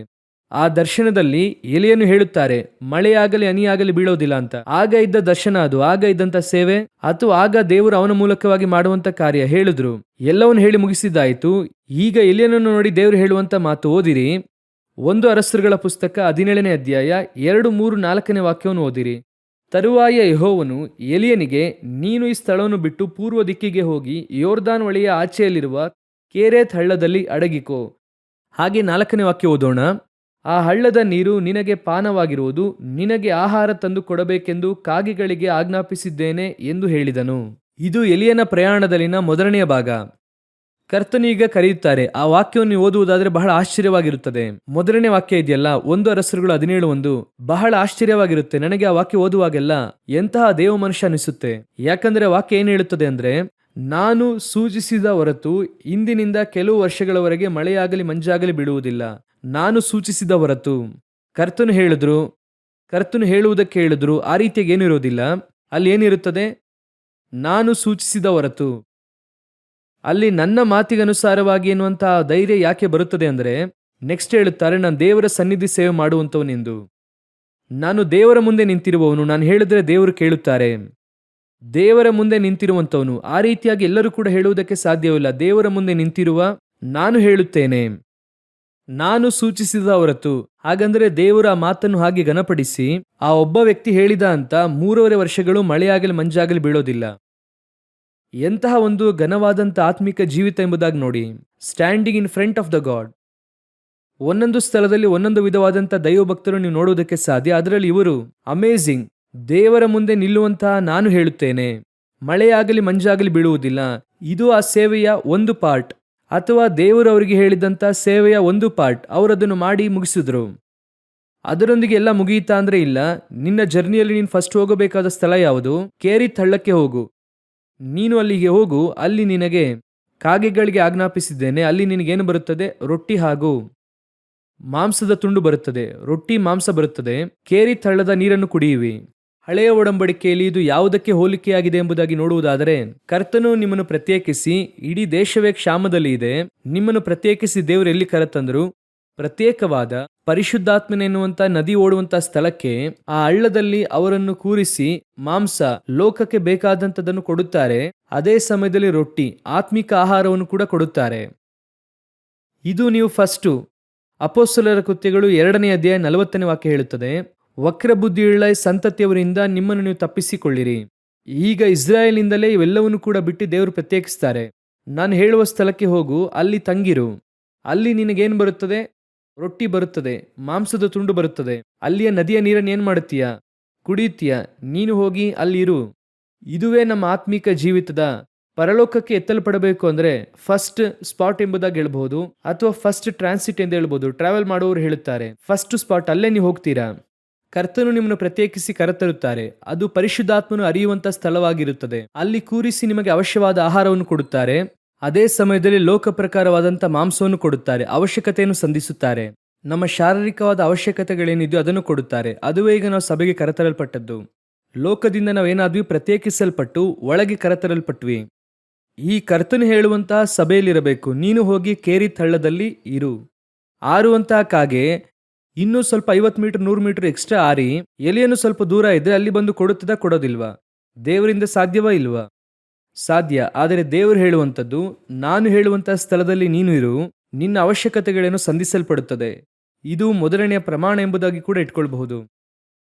ಕರ್ತನು ಹೇಳಿರೋ ಪ್ರಕಾರವಾಗಿ ಕೇಳಿ. ಈ ಹೊಸ ಒಡಂಬಡಿಕೆಯಲ್ಲಿ ಈಗ ಸಭೆಯೊಳಗೆ ಅಥವಾ ಓವರ್ ಆಲ್ ಆಗಿ ಒಂದು ಡಾಕ್ಟ್ರಿನ್ ಹೋಗುತ್ತಾ ಇದೆ. ಏನೆಂಬುದಾಗಿ ಕೇಳೋದಾದರೆ, ಈ grace, hyper grace, super grace, ಆನಂತರ ಪ್ರಾಸ್ಪರಿಟಿ, ಈ ರೀತಿಯಾಗಿ ಅನೇಕ ಹೇಳುತ್ತಾರೆ. ಇದೆಲ್ಲ ಹೇಳೋರು ಏನು ಹೇಳ್ತಾರೆ ಅಂದರೆ, ನೀವೇನು ಮಾಡೋದು ಬೇಡ, ಕರ್ತನು ನಿಮ್ಮನ್ನು ಏನು ಮಾಡುತ್ತಾರೆ, ಅಧಿಕವಾಗಿ ಆಶೀರ್ವದಿಸುತ್ತಾರೆ. ಜಸ್ಟ್ ನೀವು ಕ್ಲೈಮ್ ಮಾಡಿದ್ರೆ ಸಾಕು, ನೀವು ಜಸ್ಟ್ ಅರಿಕೆ ಮಾಡಿದ್ರೆ ಸಾಕು, ದೇವ್ರು ಏನು ಮಾಡುತ್ತಾರೆ, ಕೊಡುತ್ತಲೇ ಇರುತ್ತಾರೆ. ಈಗಲೂ ನಾನು ಹೇಳುತ್ತೇನೆ, ಕ್ರಿಯೆ ಇಲ್ಲದಿರುವಂಥ ನಂಬಿಕೆ ಸತ್ತದ್ದು. ರಕ್ಷಣೆಗೆ ಮಾತ್ರವೇ ಕ್ರಿಯೆ ಇಲ್ಲ. ರಕ್ಷಣೆಗೆ ಮಾತ್ರ ಏನಿಲ್ಲ, ಕ್ರಿಯೆ ಇಲ್ಲ. ಕೃಪೆಯಿಂದ ರಕ್ಷಣೆ ಹೊಂದಿದ್ದೇವೆ. ರಕ್ಷಣೆಗೆ ಮಾತ್ರವೇ ಕ್ರಿಯೆ ಇಲ್ಲ. ಆದರೆ ನಾವು ಮಾಡಬೇಕಾದ ಕೆಲವು ಕಾರ್ಯಗಳಿದೆ ಜೀವನದಾದ್ಯಂತ, ಅದನ್ನು ಮಾಡಲೇಬೇಕು. ಸುವಾರ್ತೆ ಸಾರುವುದು ನನ್ನ ಮೇಲೆ ಬಿದ್ದ ಶ್ರೇಷ್ಠ ಓಟವನ್ನು ಹಾಗಾದ್ರೆ ನಾನು ಓಡಬೇಕಲ್ವಾ? ಸುವಾರ್ತೆ ನಾನು ಮನೆಯಿಂದಲೇ ಹೇಳುತ್ತೇನೆ, ದೇವರು ಕರ್ಕೊಂಡು ಹೋಗ್ತಾರೆ. ಇದು ಸರಿಯಾಗಿರುತ್ತಾ? ಹಾಗಾದರೆ ನಾವು ಮಾಡಬೇಕಾದ ಕ್ರಿಯೆ ಎನ್ನುವಂಥದ್ದು ಒಂದು ಇದೆ. ನೀನು ಹೋಗಿ ನಾನು ಹೇಳುವಂತಹ ಸ್ಥಳದಲ್ಲಿರು, ನಾನು ನಿನ್ನನ್ನು ಆಶೀರ್ವದಿಸ್ತೇನೆ. ನಾನು ತೋರಿಸುವಂಥ ದೇಶಕ್ಕೆ ಹೋಗು, ನಿನ್ನ ಹೆಸರನ್ನು ಪ್ರಖ್ಯಾತಿಗೊಳಿಸುವೆನು. ನನ್ನ ಮಾತಿಗನುಸಾರವಾಗಿ ತನ್ನ ಮನೆಯನ್ನು ಯಾರು ಬಂಡೆಯ ಮೇಲೆ ಕಟ್ಟುತ್ತಾರೋ ಅವರನ್ನು ನಾನು ಆಶೀರ್ವದಿಸುತ್ತೇನೆ. ಯಾವುದೇ ಒಂದಕ್ಕೂ ಕೂಡ ನಮ್ಮ ಹತ್ರ ಒಂದು ಕ್ರಿಯೆ ಇರುತ್ತದೆ. ದೇವರು ವಿಧೇಯತೆಯನ್ನು ಎಕ್ಸ್ಪೆಕ್ಟ್ ಮಾಡುತ್ತಾರೆ. ಸೌಲನ ಅರಸನಾಗಿ ಮಾಡಬೇಕಂದ್ರೆ ಏನಾಗ್ಬೋದು, ಈಸಿಯಾಗಿ ಆಗ್ಬೋದಾಗಿತ್ತಲ್ವಾ? ಆದರೆ ಅವನು ಸಮುವೇಲನ ಹತ್ರ ಬರೋಂಗೆ ಮಾಡ್ತಾರೆ. ದೇವರು ನೆನೆಸಿದ್ರೆ ದಾವೀದನನ್ನು ಈಸಿಯಾಗಿ ರಾಜ ಮಾಡ್ಬೋದಾಗಿತ್ತು. ಆದರೆ ಸಮುವೇಲನು ಅಲ್ಲಿಗೆ ಹೋಗೋದಕ್ಕೆ ಹೇಳ್ತಾರೆ. ದೇವರು ಒಂದು ಕ್ರಿಯೆ, ಒಂದು ಕಾರ್ಯವನ್ನು ಹೇಳುತ್ತಾರೆ, ಯು ಮಸ್ಟ್ ಡೂ. ನೀವು ಅದನ್ನು ನಿಶ್ಚಯ ಮಾಡಬೇಕು. ಅದೆಲ್ಲ ಆಗೋದಿಲ್ಲ, ಅದನ್ನೆಲ್ಲ ಮಾಡೋದಿಲ್ಲ. ಕೆಲವರೆಲ್ಲ ಇರುತ್ತಾರೆ, ಅವರು ಒಂದು ಡಿಸೈನಲ್ಲಿ ಕೂತಿರುತ್ತಾರೆ. ಆ ಡಿಸೈನಲ್ಲೇ ದೇವರು ಆಶೀರ್ವದಿಸಬೇಕೆಂದು ಎನ್ನಿಸ್ತಾರೆ. ಅದರಲ್ಲೂ ಕೂಡ ಈ ಕಾಲದಲ್ಲಿರುವಂತಹ ನಮ್ಮ ಯಂಗ್ಸ್ಟರ್ಸನ್ನು ನೋಡೋದಾದರೆ, ಸೇವೆಗೆ ದೇವರು ಬಾ ಅಂತ ಕರೆದ್ರೆ ಅವರು ಅದಕ್ಕೆ ಒಂದು ಪರ್ಯಾಯ, ನಾನು ಕೆಲಸಕ್ಕೆ ಹೋಗಿ ಸಂಪಾದನೆ ಮಾಡಿ ಸೇವೆಗೆ ನಾನು ಬಹಳಷ್ಟು ಕೊಡುತ್ತೇನೆ. ಸರಿನಾ? ಕೆಲಸಕ್ಕೆ ಹೋಗಿ ಸಂಪಾದನೆ ಮಾಡಿ ಸೇವೆಗೆ ಬಹಳಷ್ಟು ಕೊಡುತ್ತೇನೆ. ಹಾಗಂದ್ರೆ ಏನು ಅರ್ಥ ಅಂದರೆ, ಪರಲೋಕದ ಬ್ಯಾಂಕಲ್ಲಿ ಹಣ ಇಲ್ಲ. ಯೇಸು ಸ್ವಾಮಿಗೆ ಬಹಳಷ್ಟು ಕಷ್ಟ ಇದೆ, ಏನು ಮಾಡೋದಂತ ಗೊತ್ತಿಲ್ಲ. ತಮ್ಮ ದೇವರಿಗೇನೆ ಅಡ್ವೈಸ್ ಕೊಡ್ತಾ ಇದ್ದಾನೆ, ನೀವೇನಷ್ಟು ತಲೆ ಕೆಡಿಸ್ಕೊಳ್ಬೇಡಿ ದೇವರೇ, ನಾನು ಕೆಲಸಕ್ಕೆ ಹೋಗ್ತೇನೆ, ಹೋಗಿ ಸಂಪಾದಿಸಿ ಕೊಡುತ್ತೇನೆ, ಅದನ್ನ ಇಟ್ಕೊಂಡು ನೀವೇನು ಮಾಡಿ. ನಿನ್ನನ್ನು ಯಾಕೆ ಕರೆದ್ರು ಅಂದರೆ, ತಮ್ಮ ನಿನ್ನ ಹಣಕ್ಕಾಗಿ, ನಿನ್ನ ವಿದ್ಯಾಭ್ಯಾಸಕ್ಕಾಗಿ ಅಲ್ಲ, ನಿನ್ನನ್ನು ರೂಪಿಸಿದ್ದ ದೇವರು ಅವರಿಗಾಗಿ. ಕರುವಿಕೆ ಎಂಬುದಾಗಿ ದೇವರು ಕೊಟ್ಟರು ಅಂದರೆ ನಿಮ್ಮ ಹಣವಲ್ಲ, ನೀವೇ ದೇವರಿಗೆ ಬಹಳ ಮುಖ್ಯ. ಕೆಲವರು ಈ ರೀತಿಯಾಗಿ ಅಡ್ವೈಸನ್ನು ದೇವರಿಗೆ ಮಾಡೋದು. ಸತ್ಯವೇದ ಹೇಳುತ್ತದೆ, ದೇವರಿಗೆ ಆಲೋಚನೆ ಹೇಳುವವರು ಯಾರು? ಇವರು ದೇವರಿಗೆ ಆಲೋಚನೆ ಹೇಳುತ್ತಾರೆ. ನಾನು ಹೇಳುತ್ತಿರೋದು ಫಾರ್ ಎಕ್ಸಾಂಪಲ್, ಈ ರೀತಿ ಅನೇಕ ಇದೆ. ದೇವರು ಒಂದನ್ನು ಹೇಳುತ್ತಾರೆ, ಮಾಡೋದಿಲ್ಲ. ದೇವರೊಂದು ಸ್ಥಳಕ್ಕೆ ಹೋಗು ಅನ್ನುತ್ತಾರೆ, ಒಂದು ಕಡೆ ಕೆಲಸಕ್ಕೆ ಹೋಗು ಅನ್ನುತ್ತಾರೆ, ಹೋಗೋದಿಲ್ಲ ಅನ್ನುತ್ತಾರೆ. ಅನೇಕ ಸಮಯದಲ್ಲಿ ನೀವೊಂದನ್ನು ಬೇಡ ಅನ್ನುತ್ತೀರಾ, ಕರೆಕ್ಟಾಗಿ ನೀವು ಏನು ಬೇಡ ಅಂತ ಹೇಳಿರ್ತೀರೋ ಅದೇ ನಿಮ್ಮ ಜೀವಿತದಲ್ಲಿ ನಡೆಯುತ್ತದೆ, ನೋಡಿದ್ದೀರಾ? ಆನಂತರ ದೇವರ ಹತ್ರ ಹೋಗಿ ಹೇಳುತ್ತೀರಾ, ನಾನು ಯಾವುದನ್ನು ಬೇಡ ಅಂತ ಹೇಳಿದ್ನೋ ದೇವರು ಅದನ್ನೇ ಕರೆಕ್ಟಾಗಿ ಮಾಡಿದ್ದಾರೆ. ನೀವು ಅದನ್ನು ಆಪೋಸಿಟ್ ಆಗಿ ಅರ್ಥ ಮಾಡಿಕೊಂಡಿದ್ದೀರಾ. ನೀವು ಬೇಡ ಎಂದಿದ್ದನ್ನು ಅವ್ರು ಮಾಡಲಿಲ್ಲ, ಅವರು ಮಾಡಬೇಕಾದದನ್ನು ನೀವು ಇಷ್ಟು ದಿನ ಬೇಡ ಅಂತ ಹೇಳಿದ್ದೀರಾ. ನಿಮಗೋಸ್ಕರ ದೇವರು ಯಾವತ್ತೂ ಡಿಸೈನನ್ನು ಮಾರ್ಪಡಿಸುವುದಿಲ್ಲ. ನೀವು ತಾಯಿಯ ಗರ್ಭದಲ್ಲಿ ರೂಪಿಸಲ್ಪಡುವಾಗಲೇ ಕರ್ತನು ನಿಮ್ಮನ್ನು ಆರಿಸಿಕೊಂಡಿದ್ದಾರೆ. ಆದರೆ ನಿಮ್ಮ ಮಾಂಸವು ಅದಕ್ಕೆ ತದ್ವಿರುದ್ಧವಾಗಿ ಹೋಗುತ್ತಾ ಇರುತ್ತದೆ. ಅನೇಕ ಸಮಯದಲ್ಲಿ ದೇವರು ನಿಮಗೆ ಎಂದು ಒಂದನ್ನು ಮಾಡಿರುತ್ತಾರೆ, ಅದನ್ನು ನೀವು ಮಾಡಬೇಕು. ನೀವು ಮೊದಲು ಕೇರಿ ತಳ್ಳದಲ್ಲಿ ಹೋಗಿ ಇರ್ರಿ, ಬರಬೇಕಾಗಿರುವಂಥ ಕಾಗೆ ತಾನಾಗಿ ಬರುತ್ತದೆ. ಕಾಗೆ ಬರುತ್ತದೆ. ಕಾಗೆಯ ಸ್ವಭಾವ ಎತ್ಕೊಂಡು ಹೋಗುವಂಥದ್ದು, ನಮ್ಮಿಂದ ಕಿತ್ಕೊಂಡು ಹೋಗುವಂಥದ್ದು. ಆದರೆ ಕಿತ್ಕೊಂಡು ಹೋಗುವಂಥ ಕಾಗೆಯನ್ನು ನಮಗೆ ತಂದು ಕೊಡುವಂತೆ ಮಾಡುವುದಕ್ಕೆ ದೇವರು ಶಕ್ತರಾಗಿದ್ದಾರೆ. ಎಲ್ಲಿ ದೇವರು ಹೇಳುವಂತಹ ಸ್ಥಳದಲ್ಲಿರಬೇಕು, ದೇವರು ಹೇಳುವ ಸ್ಥಳದಲ್ಲಿ ಕೆಲಸ ಮಾಡಬೇಕು, ಕರ್ತನು ಹೇಳುವ ಸ್ಥಳದಲ್ಲಿ ಓದಬೇಕು, ಕರ್ತನು ಹೇಳುವ ಸ್ಥಳದಲ್ಲಿ ಮದುವೆ ಮಾಡಬೇಕು, ಕರ್ತನು ಹೇಳುವ ಸ್ಥಳದಲ್ಲಿ ವಾಸಿಸಬೇಕು. ಎಲ್ಲ ಇದೆ, ಅಷ್ಟೂ ಇದೆ. ಯೋಚನೆ ಮಾಡಿ ನೋಡಿ, ದೇವರು ನಮ್ಮ ಜೀವಿತದಲ್ಲಿ ಯಾವಾಗಲೂ ಕೂಡ ಒಳ್ಳೆಯದನ್ನೇ ಮಾಡುತ್ತಾರೆ. ನಿಶ್ಚಯವಾಗಿಯೂ ಕರ್ತನ ಕರದಲ್ಲಿ ಕೇಡು ಎನ್ನುವಂಥದ್ದು ಇಲ್ಲವೇ ಇಲ್ಲ. ನಿಮ್ಮನ್ನು ಕೆಲವು ಸ್ಥಳಗಳಿಗೆ ದೇವರು ಹೋಗುವುದಕ್ಕೆ ಹೇಳ್ತಾರೆ. ಕೇರಿ ತಳದಲ್ಲಿ ಇರು ಅಂದ್ರೆ ಇರಬೇಕು. ಈ ಸ್ಥಳದಲ್ಲಿ ಹೇಗ್ರಿ ಇರೋದು, ನಾಳೆ ಕಾಗೆ ಇಲ್ಲಿ ಬರುತ್ತದೋ ಬರೋದಿಲ್ವಾ ಆ ಚಿಂತೆ ನಿಮಗೆ ಬೇಡ. ಇವತ್ತು ಬಂತಾ ಅಲ್ಲಿಗೆ ನಿಲ್ಲಿಸಬೇಕು. ಇಲ್ಲ, ಹೇಗೆ ಅದು ಒಬ್ಬ ಮನುಷ್ಯನಾಗಿ ಹುಟ್ಟಿದ್ರೆ ಅವನಿಗೆ ನಾಳೆ ಕುರಿತಾಗಿ ಚಿಂತೆ ಇರೋದಿಲ್ವಾ? ಮನುಷ್ಯನಿಗೆ ನಾಳೆ ಕುರಿತಾಗಿ ಚಿಂತೆ ಖಂಡಿತವಾಗಿರುತ್ತದೆ, ದೇವ ಮನುಷ್ಯನಿಗೆ ಇರೋದಿಲ್ಲ. ಯಾಕಂದ್ರೆ ನಿನ್ನೆ ನಡೆಸಿದ ಆತನು ಇವತ್ತು ನಡೆಸಿದ್ದಾರೆ, ನಾಳೆ ನಡೆಸುವುದಕ್ಕೂ ಶಕ್ತರಾಗಿದ್ದಾರೆ. ನಾನು ಯಾವಾಗಲೂ ಒಂದನ್ನು ಯೋಚನೆ ಮಾಡುತ್ತೇನೆ, ಏನು ಇಲ್ಲದೆ ಇರುವವನಾಗಿ ಬರಿಗೈಯಲ್ಲಿ 22 ವರ್ಷಗಳ ಹಿಂದೆ ದೇವರನ್ನು ಬಿಗಿಯಾಗಿ ಹಿಡ್ಕೊಂಡೆ. ಇವತ್ತಿನ ತನಕ ದೇವರು ನಡೆಸುವುದಕ್ಕೆ ಶಕ್ತರಾಗಿದ್ದಾರೆ. ಹಲ್ಲೆಲೂಯ. ಆದ್ರಿಂದ ಹೇಳುತ್ತೇನೆ, ಧೈರ್ಯವಾಗಿ ಕೇರಿ ತಳ್ಳಕ್ಕೆ ಹೋಗಿರಿ. ನಾನು ಓದಿದ್ದೇನೆ, ಇಷ್ಟೆಲ್ಲ ನಾನು ವಿದ್ಯಾಭ್ಯಾಸ ಮಾಡಿದ್ದೇನೆ, ಅದನ್ನು ಬಿಟ್ಟು ದೇವ್ರು ಹೋಗೋದಕ್ಕೆ ಹೇಳಿದ್ದಾರಲ್ಲ, ಎಲ್ಲಿ ಹೋಗೋದು, ಏನ್ ಮಾಡೋದು, ಆ ಚಿಂತೆ ನಿಮಗೆ ಬೇಕಾಗಿಲ್ಲ. ಲೋಕ ಪ್ರಕಾರವಾಗಿಯೂ ಸರಿ, ಆತ್ಮಿಕವಾಗಿಯೂ ಸರಿ, ದೇವರು ನಿಮ್ಮನ್ನು ಪೋಷಿಸುವುದಕ್ಕೆ ಒಂದು ಒಳ್ಳೆಯ ಸಭೆ ಕೊಟ್ಟಿದ್ದಾರೆ. ನಾನು ಇನ್ನೂ ಕೂಡ ನಮ್ಮ ಪಾಸ್ಟರ್ ಕುರಿತಾಗಿ ಒಂದೊಂದು ಮೆಸೇಜಲ್ಲೂ ಹೇಳುತ್ತೇನೆ. ಇನ್ನೂ ದಿನಗಳು ಕಳೆದಂತೆ ಅವರ ಮೇಲೆ ನನಗೆ ಗೌರವ ಜಾಸ್ತಿ ಆಗ್ತಾ ಇದೆ. ಯಾಕಂದ್ರೆ ಇವತ್ತಿರುವಂತ ಅನೇಕ ಸೇವಕರನ್ನು ನೋಡುತ್ತೇವೆ, ಅನೇಕ ಸೇವೆಗಳನ್ನು ನೋಡುತ್ತೇವೆ. ಅವತ್ತು ಆ ಮನುಷ್ಯನ ಕೈಲಿ ದೇವರು ನಮ್ಮನ್ನು ಬೆಳೆಸುವಾಗ ದೇವರು ನನ್ನನ್ನು ಒಂದು ಒಳ್ಳೆಯ ಆತ್ಮಿಕ ಸಭೆಯಲ್ಲಿ ಕೊಂಡು ಹೋಗಿ ಇಟ್ರು. ಮೊದಲ 20 ವರ್ಷ ನಮ್ಮನ್ನು ಆ ರೀತಿಯಾಗಿ ಪೋಷಿಸಿದ್ರು. ಅಲ್ಲಿ ರೂಪಿಸಲ್ಪಟ್ಟಂತ ನಾವುಗಳು ಇವತ್ತು ಸೇವೆಯಲ್ಲಿ ಇದ್ದೇವೆ. ಅಲ್ಲಿ ಒಳ್ಳೆಯ ರೊಟ್ಟಿ ನಮಗೆ ಕೊಡಲಾಯಿತು. ಅದೇ ರೀತಿಯಾಗಿ ಲೋಕ ಪ್ರಕಾರವಾಗಿಯೂ ದೇವರು ನಮ್ಮನ್ನು ಆಶೀರ್ವದಿಸಿದ್ರು. ಇದೆರಡನ್ನು ದೇವರು ಕೊಡುತ್ತಾರೆ. ಎರಡನೆಯದಾಗಿ, ನೀವೀಗ ಕೇರಿ ತಳ್ಳದಲ್ಲಿ ಏನಾಗುತ್ತೀರಾ? ಸೆಟ್ಲ್ ಆಗುತ್ತೀರಾ. ಏನಾಗುತ್ತೀರಾ? ಚೆನ್ನಾಗಿರುತ್ತದೆ.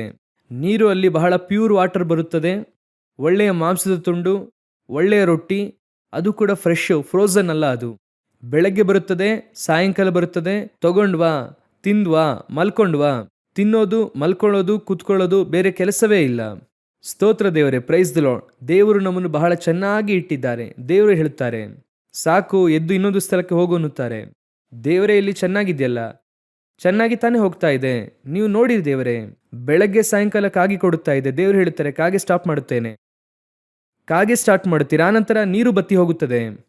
ಆನಂತರ ಅಲ್ಲಿ ಇರೋದಕ್ಕಾಗಲ್ಲಲ್ವಾ? ಈಗ ಮುಂದಿನ ಸ್ಥಳಕ್ಕೆ ಹೋಗೋದಕ್ಕೆ ಹೇಳುತ್ತಾರೆ. ಓದಿರಿ 1 ಅರಸರುಗಳ ಪುಸ್ತಕ 17ನೇ ಅಧ್ಯಾಯ 8-9ನೇ ವಾಕ್ಯವನ್ನು ಓದಿರಿ. 1 ಅರಸರುಗಳು 17ನೇ ಅಧ್ಯಾಯ 8-9ನೇ ವಾಕ್ಯ. ಆಗ ಯೆಹೋವನು ಅವನಿಗೆ, ನೀನು ಇಲ್ಲಿಂದ ಚೀದೋನ್ಯರ ಚಾರಪ್ತೆ ಊರಿಗೆ ಹೊರಟು ಹೋಗಿ ಅಲ್ಲಿ ವಾಸಿಸು. ನಿನ್ನನ್ನು ಸಾಕಬೇಕೆಂದು ಅಲ್ಲಿನ ಒಬ್ಬ ವಿಧವೆಗೆ ಆಜ್ಞಾಪಿಸಿದ್ದೇನೆ ಅಂದನು. ಎರಡನೆಯದಾಗಿ, ಅಲ್ಲಿ ಬರಗಾಲ ಇನ್ನು ಘೋರವಾಗುತ್ತಾ ಇದೆ. ಆ ರೀತಿಯಾಗಿ ಘೋರವಾಗಿ ಮಾರ್ಪಡುತ್ತಾ ಕರ್ತನು ನಿಮ್ಮನ್ನು ರೀಪ್ಲೇಸ್ ಮಾಡುತ್ತಿದ್ದಾರೆ, ಬೇರೆ ಕಡೆಗೆ ಕೊಂಡೊಯ್ಯುತ್ತಿದ್ದಾರೆ. ಇದು ಎರಡನೆಯ ಪಾರ್ಟ್, ದೇವರು ನಿಮ್ಮ ಲೈಫಲ್ಲಿ ಮಾಡಿದಂತೆ ಎರಡನೆಯ ಪಾರ್ಟ್.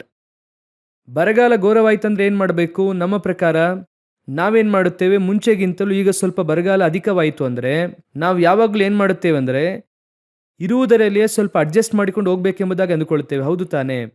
ಬೆಲೆ ಜಾಸ್ತಿ ಆಯ್ತು ಅಂದರೆ ನಾವೇನು ಮಾಡುತ್ತೇವೆ? ಬಹಳ ಬೆಲೆ ಜಾಸ್ತಿ ಆಯಿತು. ಕರೆಂಟ್ ಬಿಲ್ ಜಾಸ್ತಿ ಆಯ್ತು ಅಂದರೆ ನಾವೇನು ಮಾಡುತ್ತೇವೆ? ಲೈಟ್ ಸ್ವಲ್ಪ ಆಫ್ ಮಾಡಿ, ಫ್ಯಾನ್ ಸ್ವಲ್ಪ ಆಫ್ ಮಾಡಿ. ಕರೆಂಟ್ ಬಿಲ್ ಬಹಳ ಜಾಸ್ತಿ ಆಗ್ತಾ ಇದೆ. ನಾವು ಕಡಿಮೆ ಮಾಡುವುದಕ್ಕೆ ಯೋಚನೆ ಮಾಡುತ್ತೇವೆ. ನಾವು ಸ್ವಲ್ಪ ಎಲ್ಲವನ್ನು ಕೂಡ ಅಡ್ಜಸ್ಟ್ ಮಾಡಿಕೊಂಡು ಜೀವಿಸ್ಬೇಕಂತ ಅಂದ್ಕೊಳ್ತೇವೆ ಅಲ್ವಾ? ಇವ್ರೇನ್ ಮಾಡುತ್ತಾರೆ ಗೊತ್ತಾ? ರೊಟ್ಟಿ, ಮಾಂಸದ ತುಂಡು, ನೀರೆಲ್ಲ ಮುಗಿಯಿತು, ನೀನು ಇನ್ನೊಂದು ಮನೆಗೆ ಹೋಗು ಎಂದು ಹೇಳಿ ಆ ಮನೆಗೆ ಕಳಿಸ್ತಾರೆ. ಆ ಮನೆಗೆ ಹೋದ್ರೆ ಆ ಮನೆಯಲ್ಲಿ ಒಂದು ರೊಟ್ಟಿ ಮಾಡುವಷ್ಟು ಮಾತ್ರ ಏನಿದೆ? ಹಿಟ್ಟಿದೆ. ತಿಂದು ಸಾಯೋಣ ಎಂಬುದಾಗಿರುವಂತ ಮನೆ ಅದು. ತಿಂದು ಏನ್ ಮಾಡೋಣ? ಸಾಯೋಣ. ಆದರೆ ದೇವರು ಹೇಳುತ್ತಾರೆ, ಆ ಮನೆಗೆ ನೀನು ಹೋಗು, ಆ ಮನೆಗೆ ನೀನು ಹೋಗು. ಅವರು ಹೇಳುವಂತ ಮಾತು ನೋಡಿರಿ, ಹೊರಟು ಹೋಗಿ ನೀನು ಅಲ್ಲಿ ವಾಸಿಸು, ನಿನ್ನನ್ನು ಸಾಕಬೇಕೆಂದು ಅಲ್ಲಿನ ಒಬ್ಬ ವಿಧವೆಗೆ ಆಜ್ಞಾಪಿಸಿದ್ದೇನೆ. ಅಲ್ಲಿ ಹೋದ್ರೆ ಆ ತಾಯಿನೇ ಊಟಕ್ಕೆ ಗತಿ ಇಲ್ಲದೆ ಇದ್ದಾರೆ. ಇವ್ರೇನು ಹೇಳಿ ಕಳಿಸಿದ್ರು? ನಿನ್ನನ್ನು ಸಾಕಬೇಕೆಂದು. ಒಂದು ಉದಾಹರಣೆಗೆ ಹೇಳುತ್ತೇನೆ, ನಾರ್ಮಲ್ ಎಲಿಯಾ, ನಮ್ಮ ಹಾಗೆ ಒಬ್ಬ ಎಲಿಯಾ. ಈಗ ದೇವರು ನಿಮ್ಮ ಹತ್ರ ಕೇರಿ ತಳ್ಳದಲ್ಲಿ ಹೇಳುತ್ತಾರೆ, ಇಲ್ಲಿಂದ ಹೊರಟು ನೀನೇನು ಮಾಡು. ಒಂದು ಉದಾಹರಣೆಗಾಗಿ ನಿಮಗೆ ಹೇಳುತ್ತೇನೆ, ನೀನು ತುಮಕೂರಿಗೆ ಹೋಗು, ಅಲ್ಲಿ ನಿನ್ನನ್ನು ಸಾಕಬೇಕೆಂದು ಒಬ್ಬನಿಗೆ ಆಜ್ಞಾಪಿಸಿದ್ದೇನೆ. ಹಾಗಾದ್ರೆ ನಾವು ಹೋಗುವಾಗ ಯಾವ ಮೈಂಡ್ ಸೆಟ್ಟಲ್ಲಿ ಹೋಗ್ತೇವೆ? ಇಲ್ಲಿ ಬರಗಾಲ, ದೇವರು ಅಲ್ಲಿ ಕಳಿಸ್ತಾ ಇದ್ದಾರೆ, ಅದು ಹೇಗಿರುತ್ತೆ? ಇದಕ್ಕಿಂತ ಸ್ವಲ್ಪ ಬೆಟರ್ ಆಗಿರುತ್ತದೆ. ಆದ್ರಿಂದ ದೇವರು ಏನು ಮಾಡ್ತಿದ್ದಾರೆ? ಇಲ್ಲಿಂದ ಅಲ್ಲಿ ಕಳಿಸ್ತಾ ಇದ್ದಾರೆ. ಅಲ್ಲಿಗೆ ಹೋದ್ರೆ ನಮ್ಮನ್ನು ಸಾಕುತ್ತಾರೆ ಎಂಬುದಾಗಿ ಆ ತಾಯಿ ಹತ್ರ ಹೋದ್ರೆ ಆ ತಾಯಿ ಹೇಳುತ್ತಿದ್ದಾಳೆ, ನಾನು ಸಾಯುತ್ತೇನೆ, ಉಳಿದದ್ದು ಇಷ್ಟೇ ನನ್ನ ಹತ್ರ ಇದೆ, ನಾಳೆ ನಾನು ನನ್ನ ಮಗ ಸಾಯುತ್ತೇನೆ ಅಂತ ಹೇಳಿದ್ರೆ ಅದನ್ನು ಕೇಳಿ ಎಲಿಯನಿಗೆ ಹೇಗಿರುತ್ತೆ ಯೋಚನೆ ಮಾಡಿ. ರಾಂಗ್ ಪ್ಲೇಸ್ಗೆ ಬಂದ. ಆಕ್ಚುಲ್ ಆಗಿ ಊರು ಚಾರಪ್ತೆ ತಾನೆ? ಹೌದು. ಆ ಮನೆಯವರು ನೀವೇ ತಾನೆ? ಹೌದು. ನಿಮಗೆ ಗಂಡ ಇಲ್ಲ ಅಲ್ವಾ? ಹೌದು. ಕರೆಕ್ಟ್ ಮನೆಗೆ ಬಂದಿದ್ದೇನೆ. ಈ ಮನೆಯವರೇ ಊಟಕ್ಕೆ ಗತಿ ಇಲ್ಲದೆ ಇದ್ದಾರಲ್ಲ, ನಾವೇನು ಮಾಡೋದು? ಕೆಲವು ಸಮಯದಲ್ಲಿ ನಿಮ್ಮ ಆತ್ಮಿಕ ಜೀವಿತದ ಮುಂದಿನ ಹಂತ, ನಿಮ್ಮನ್ನು ಕರ್ಕೊಂಡು ಹೋಗುವಾಗ ನೀವು ಇರುವಂತಹ ಸ್ಥಳ ಅರಮನೆಯಾಗಿರೋದಿಲ್ಲ, ಅದು ಅರಣ್ಯವಾಗಿರುತ್ತದೆ, ಕಠಿಣವಾದಂತಹ ಹಾದಿಯಾಗಿರುತ್ತದೆ. ಈಗ ಅವರಿಂದ ನಿಮಗೆ ಆಶೀರ್ವಾದವಾಗಿ ಅಲ್ಲ, ನಿಮ್ಮಿಂದ ಅವರು ಆಶೀರ್ವಾದವಾಗಿರುವಂತೆ ದೇವರು ಆಶೀರ್ವದಿಸುತ್ತಾರೆ, ಅವರಿಗೆ ಆಶೀರ್ವಾದವಾಗಿ ಮಾಡುತ್ತಾರೆ. ಎಲಿಯನು ಮನೆಗೆ ಕಾಲಿಟ್ಟ ಅಂದರೆ ಹಿಟ್ಟಿಗಾಗಲಿ ಎಣ್ಣೆಗಾಗಲಿ ಕೊರತೆ ಇಲ್ಲದ ಹಾಗೆ ಹೋಗುತ್ತದೆ. ಇದುವೇ ನಿಮ್ಮ ಆತ್ಮಿಕ ಜೀವಿತದ ಸೆಕೆಂಡ್ ಪಾರ್ಟ್. ನಾವೇನಂದುಕೊಳ್ಳುತ್ತೇವೆ, ಹಣ ಇದೆಯಾ, ನೆಕ್ಸ್ಟ್ ಕೋಟ್ಯಾಧಿಪತಿ ಆಗ್ಬೇಕಂದ್ಕೊಳ್ತೇವೆ. ಈಗ ಆಶೀರ್ವದಿಸಿದ್ದಾರೆ, ಇದಕ್ಕಿಂತ ನೆಕ್ಸ್ಟ್ ದೊಡ್ಡದಾಗಿರಬೇಕು, ಇನ್ನೂ ಎಕ್ಸ್ಪೆಂಡ್ ಆಗಬೇಕು. ಅದೇ ತಾನೇ ಬೆಳವಣಿಗೆ ಅಂದರೆ. ಆತ್ಮಿಕ ಬೆಳವಣಿಗೆ ಎನ್ನುವಂಥದ್ದು ಅದಲ್ಲ. ನೀವಿರುವಂಥ ಸ್ಥಳವನ್ನು ಬೇಸ್ ಮಾಡಿ ಬೆಳವಣಿಗೆ ಅಲ್ಲ, ನಿಮ್ಮನ್ನು ಬೇಸ್ ಮಾಡಿಯೇ ಆತ್ಮಿಕ ಬೆಳವಣಿಗೆ ಇದೆ. ಈಗ ನಿಮಗೆ ಗೊತ್ತಿದೆ ಅಂದುಕೊಳ್ಳುತ್ತೇನೆ, ಅಕ್ವಿಲ ಪ್ರಿಸ್ಕಿಲ ಕುರಿತಾಗಿ ವಾಕ್ಯ ಹೇಳುತ್ತದೆ. ಅಕ್ವಿಲ ಪ್ರಿಸ್ಕಿಲ ನೋಡುವುದಾದರೆ ಕ್ಲೌದಿಯ ಚಕ್ರವರ್ತಿ ಯಹೂದ್ಯರೆಲ್ಲ ಆಚೆ ಹೋಗಿ ಇಟಾಲಿಯನ್ನು ಬಿಟ್ಟು ಎಂಬುದಾಗಿ ಹೇಳಿದ ಕೂಡಲೇ ಅವರು ಹೊರಟು ಏನು ಮಾಡುತ್ತಾರೆ, ಊರು ಬಿಟ್ಟು ಹೋಗುತ್ತಾರೆ. ಅವರು ಹೊರಟು ಹೋಗಿ ಕೊರಿಂತದಲ್ಲಿ ಇದ್ದಾರೆ. ಅಲ್ಲಿ ಯಾರು ಹೋಗೋದು? ಪೌಲನು ಹೋಗುತ್ತಾರೆ. ಪೌಲನು ಆ ಮನೆಗೆ ಹೋಗಿ ಯಹೂದ್ಯನೆಂದು ಹೇಳಿ 1.5 ವರ್ಷಗಳ ಕಾಲ ಅಲ್ಲಿ ಇರುತ್ತಾರೆ. ಸಾಮಾನ್ಯವಾಗಿ ಒಬ್ಬ ಸೇವಕ ಮನೆಗೆ ಬಂದರೆ ಏನು ಮಾಡುತ್ತೇವೆ? ಚೆನ್ನಾಗಿ ಪೋಷಿಸಬೇಕು, ಹೌದು ತಾನೆ? ಅದೇ ತಾನೇ ನಮ್ಮ ಆಲೋಚನೆ. ನಮ್ಮ ಮನೆಗೆ ಬನ್ನಿ, ಚೆನ್ನಾಗಿ ಊಟ ಮಾಡಿ ಎಂಬುದಾಗಿ ಆ ರೀತಿ ತಾನೇ ಹೇಳುತ್ತೇವೆ. 1-2 ದಿನ ಇರಿ, 3 ದಿನ ಇರಿ ಅಂತ ತಾನೇ ಹೇಳುತ್ತೇವೆ. ಪೌಲನು ಬಂದರೆ ಹೇಗೆ ಪೋಷಿಸ್ತೀರಿ? ಈಗ ಪೌಲನು ಬರುತ್ತಾನೆ ಅಂದರೆ ಹೇಗೆ ಪೋಷಿಸ್ತೀರಾ? ಆದರೆ ಪೌಲನು ಹೋಗುತ್ತಾರೆ, ಅವ್ರ ಮನೆಯಲ್ಲೇ ಊಟಕ್ಕಿಲ್ಲ. ಪೌಲನು ನೋಡುತ್ತಾರೆ, ಅನೇಕ ದಿವಸಗಳಲ್ಲಿ ತಂಗಬೇಕಾದುದರಿಂದ ಅವರೊಂದಿಗೆ ಸೇರಿ ಅವರು ಏನು ಮಾಡುತ್ತಾರೆ? ಟೆಂಟ್ ಮಾಡುವ ಕೆಲಸ ಮಾಡ್ತಾ ಇರ್ತಾರೆ. ಈಗ ಪೌಲನ್ ಕೇಳಬಹುದು ದೇವ್ರ ಹತ್ರ, ಯಾಕೆ ನನ್ನನ್ನು ಇವ್ರ ಮನೆಯಲ್ಲಿ ಇಟ್ಟಿದ್ದೀರಾ?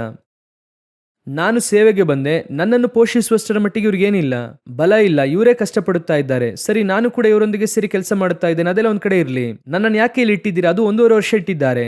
ಎಷ್ಟು ವರ್ಷ? 1.5 ವರ್ಷ. ಆ ಅಧ್ಯಾಯವನ್ನು ನೀವು ಓದುವಾಗ ದೇವರಾತ್ಮನ ಒಂದು ಕಾರ್ಯ ಹೇಳಿಕೊಟ್ರು. ಪೌಲನು ಅಲ್ಲಿಂದ ಎಫೆಸಗೆ ಹೋಗುತ್ತಾರೆ. ಹೋಗುವಾಗ ವಾಕ್ಯ ಹೇಳುತ್ತದೆ, ಅಕ್ವಿಲ ಪ್ರಿಸ್ಕಿಲ ಇಬ್ಬರು ಕೂಡ ಅವನೊಂದಿಗೆ ಹೋದರು. ಅಲ್ಲಿ ಹೋದ ನಂತರ ಕೂಡಲೇ ವಾಕ್ಯ ಹೇಳುತ್ತದೆ, ಪೌಲನು ಅವರನ್ನು ಬಿಟ್ಟು ಹೋದನು. ಪ್ರತ್ಯೇಕ ಹೋದರು, ಬಿಟ್ಟು ಹೋದರು. ಅಲ್ಲಿದ್ದಂಥವರನ್ನು ತಂದು ಇಲ್ಲಿ ಬಿಟ್ಟು ಅವರು ಹೊರಟೋಗ್ತಾರೆ. ನೆಕ್ಸ್ಟ್ ವಾಕ್ಯ ಹೇಳುತ್ತದೆ, ಆ ಪಟ್ಟಣಕ್ಕೆ ಅಪೋಲೋಸ್ ಎನ್ನುವಂಥ ಒಬ್ಬನು ಬರುತ್ತಾನೆ. ಅವನು ವಾಕ್ಯದಲ್ಲಿ ಚಾತುರ್ಯ ಉಳ್ಳವನು, ಆದರೆ ಅವನು ಪ್ರಸಂಗ ಮಾಡಬೇಕಾದ್ರೆ ಮಿಸ್ಟೇಕ್ ಇದೆ. ಅಕ್ವಿಲ ಪ್ರಿಸ್ಕಿಲ್ಲ ಅವನನ್ನು ಸೇರಿಸಿಕೊಂಡು ದೇವರ ಮಾರ್ಗವನ್ನು ಅವನಿಗೆ ಸರಿಯಾಗಿ ಬೋಧಿಸಿದರು. ಈಗ ಅಪೋಲೋಸ್ ಎನ್ನುವಂಥವನು ಯಾರು ಗೊತ್ತಾ? ನಾನು ನೆಟ್ಟಿದ್ದೆ, ಅಪೋಲೋಸ್ ನೀರು ಹಾಕಿದ. ಆದರೆ ಅಪೋಲೋಸನು ನೀರು ಹಾಕೋಷ್ಟರ ಮಟ್ಟಿಗೆ ಅವನನ್ನು ರೂಪಿಸಬೇಕಂದ್ರೆ ಈ ಅಕ್ವಿಲ ಪ್ರಿಸ್ಕಿಲ್ಲ ಅವಶ್ಯ. ಆ ಅಕ್ವಿಲ ಪ್ರಿಸ್ಕಿಲ್ಲ ರೂಪಿಸಲ್ಪಡುವುದಕ್ಕೆ ಆ ಪೌಲನು ಅವಶ್ಯ. ಆ ಪೌಲನು ಹೋಗಿ ಆ ಮನೆಯಲ್ಲಿ ತಂಗಿದ್ರೆ ಈ ಒಂದು ಪ್ರಾಸೆಸ್ ನಡೆಯುತ್ತದೆ. ನಾನು ಹೇಳೋದು ಅರ್ಥವಾಗ್ತಿದ್ಯಾ? ಪೌಲನು ಅವರ ಮನೆಗೆ ಹೋಗಿದ್ದು ಅಕ್ವಿಲ ಪ್ರಿಸ್ಕಿಲ ರೂಪಿಸುವುದಕ್ಕೆ. ಅಕ್ವಿಲ ಪ್ರಿಸ್ಕಿಲ ರೂಪಿಸಲ್ಪಟ್ರೆ ಅಪೋಲೋಸ್ ರೂಪಿಸಲ್ಪಡುತ್ತಾನೆ. ಅಪೋಲೋಸ್ ರೂಪಿಸಲ್ಪಟ್ರೆ ಪೌಲನ ಮುಂದಿನ ಹಂತ ಸೇವೆ ನಡೆಯುತ್ತದೆ. ಇದು ಹೇಗಿದೆ ನೋಡ್ರಿ ದೇವರ ಪ್ಲಾನ್. ಅದೇ ರೀತಿಯಾಗಿ ದೇವರು ನಮ್ಮನ್ನು ಅನೇಕ ಸ್ಥಳದಲ್ಲಿ ಇಟ್ಟಿರುತ್ತಾರೆ. ಮುಂದಿನ ಹಂತ ನಿಮ್ಮ ಸೇವೆ ಏನಾಗಿರುತ್ತದೆ ಗೊತ್ತಾ? ನಿಮ್ಮ ಆತ್ಮಿಕ ಜೀವಿತ. ಅನೇಕರಿಗೆ ಆಶೀರ್ವಾದವುಳ್ಳ ಸಂತತಿಯಾಗಿ ನಿಮ್ಮನ್ನು ಮಾರ್ಪಡಿಸುತ್ತಾರೆ, ನಿಮ್ಮನ್ನು ಕೊಂಡು ಹೋಗುತ್ತಾರೆ. ಈಗ ನಿಮ್ಮ ಹತ್ರ ಏನಿರುವುದಿಲ್ಲ ಗೊತ್ತಾ? ಮಾಂಸ ಇರೋದಿಲ್ಲ. ಏನಿರೋದಿಲ್ಲ? ಮಾಂಸ ಇರೋದಿಲ್ಲ. ಒಂದು ಕಾಲಘಟ್ಟದಲ್ಲಿ ನಾವು ನಮ್ಮ ಶಾರೀರಿಕವಾದ ಕಾರ್ಯಗಳಿಗಾಗಿ ಕಷ್ಟಪಟ್ಟದ್ದು ಸತ್ಯ, ದೇವರ ಹತ್ರ ಕೇಳಿದ್ದು ಸತ್ಯ. ಸಭೆಗೆ ಬರುವಾಗ ನಮ್ಮ ಪ್ರಾರ್ಥನೆಯು ಭೂ ಸಂಬಂಧವಾದ ಕಾರ್ಯಗಳಿಗಾಗಿ ಇತ್ತು. ದೇವರೇ ನನಗೆ ಅದನ್ನು ಕೊಡಿ, ಇದನ್ನು ಕೊಡಿ ಎನ್ನುವಂಥ ಪ್ರಾರ್ಥನೆಯಾಗೇ ಇತ್ತು. ಒಂದು ಹಂತದಲ್ಲಿ ದೇವರು ಎಲ್ಲವನ್ನು ಕೊಡುತ್ತಾರೆ. ಇನಿ ನಮ್ಮ ಅವಶ್ಯವು ಭೂ ಸಂಬಂಧವಾದಂಥದ್ದಾಗಿರೋದಿಲ್ಲ. ಎಣ್ಣೆಯಾಗಲಿ ಹಿಟ್ಟಾಗಲಿ ಕೊರತೆ ಇಲ್ಲದಂತೆ ಕರ್ತನ ವಾಕ್ಯವು ಅಭಿಷೇಕವು ಪೂರ್ಣವಾಗಿ ಇರುತ್ತದೆ. ಹೇಗೆ ಇರುತ್ತದೆ ಗೊತ್ತಾ? ಕೊರತೆಯೇ ಇಲ್ಲದಂತೆ. 3.5 ವರ್ಷ ಬರಗಾಲ ಎಲ್ಲಿದೆ? ದೇಶದಾದ್ಯಂತ ಇದೆ. ಆದರೆ ಇವರ ಮನೆಯಲ್ಲಿ ಹಿಟ್ಟಿಗಾಗಲಿ ಎಣ್ಣೆಗಾಗಲಿ ಕೊರತೆ ಬರಲಿಲ್ಲ. ಹಾಲೆಲೂಯ. ಆಮೋಸನ ಪುಸ್ತಕ 8ನೇ ಅಧ್ಯಾಯ 11ನೇ ವಾಕ್ಯವನ್ನು ಓದಿರಿ. ಆಮೋಸನ ಪ್ರವಾದನೆಯ ಪುಸ್ತಕ 8ನೇ ಅಧ್ಯಾಯ 11ನೇ ವಾಕ್ಯ ಓದೋಣ. ಕರ್ತನಾದ ಯೆಹೋವನು ಇಂತೆನ್ನುತ್ತಾನೆ, ಆಹಾ, ನಾನು ದೇಶಕ್ಕೆ ಕ್ಷಾಮವನ್ನು ಉಂಟು ಮಾಡುವ ದಿನಗಳು ಬರುತ್ತಿವೆ. ಅದು ಅನ್ನದ ಕ್ಷಾಮವಲ್ಲ, ನೀರಿನ ಕ್ಷಾಮವಲ್ಲ, ಯೆಹೋವನ ವಾಕ್ಯಗಳ ಕ್ಷಾಮವೇ. ಅದುವೇ ಆ ಕಾಲದಲ್ಲಿದ್ದ ಕ್ಷಾಮ.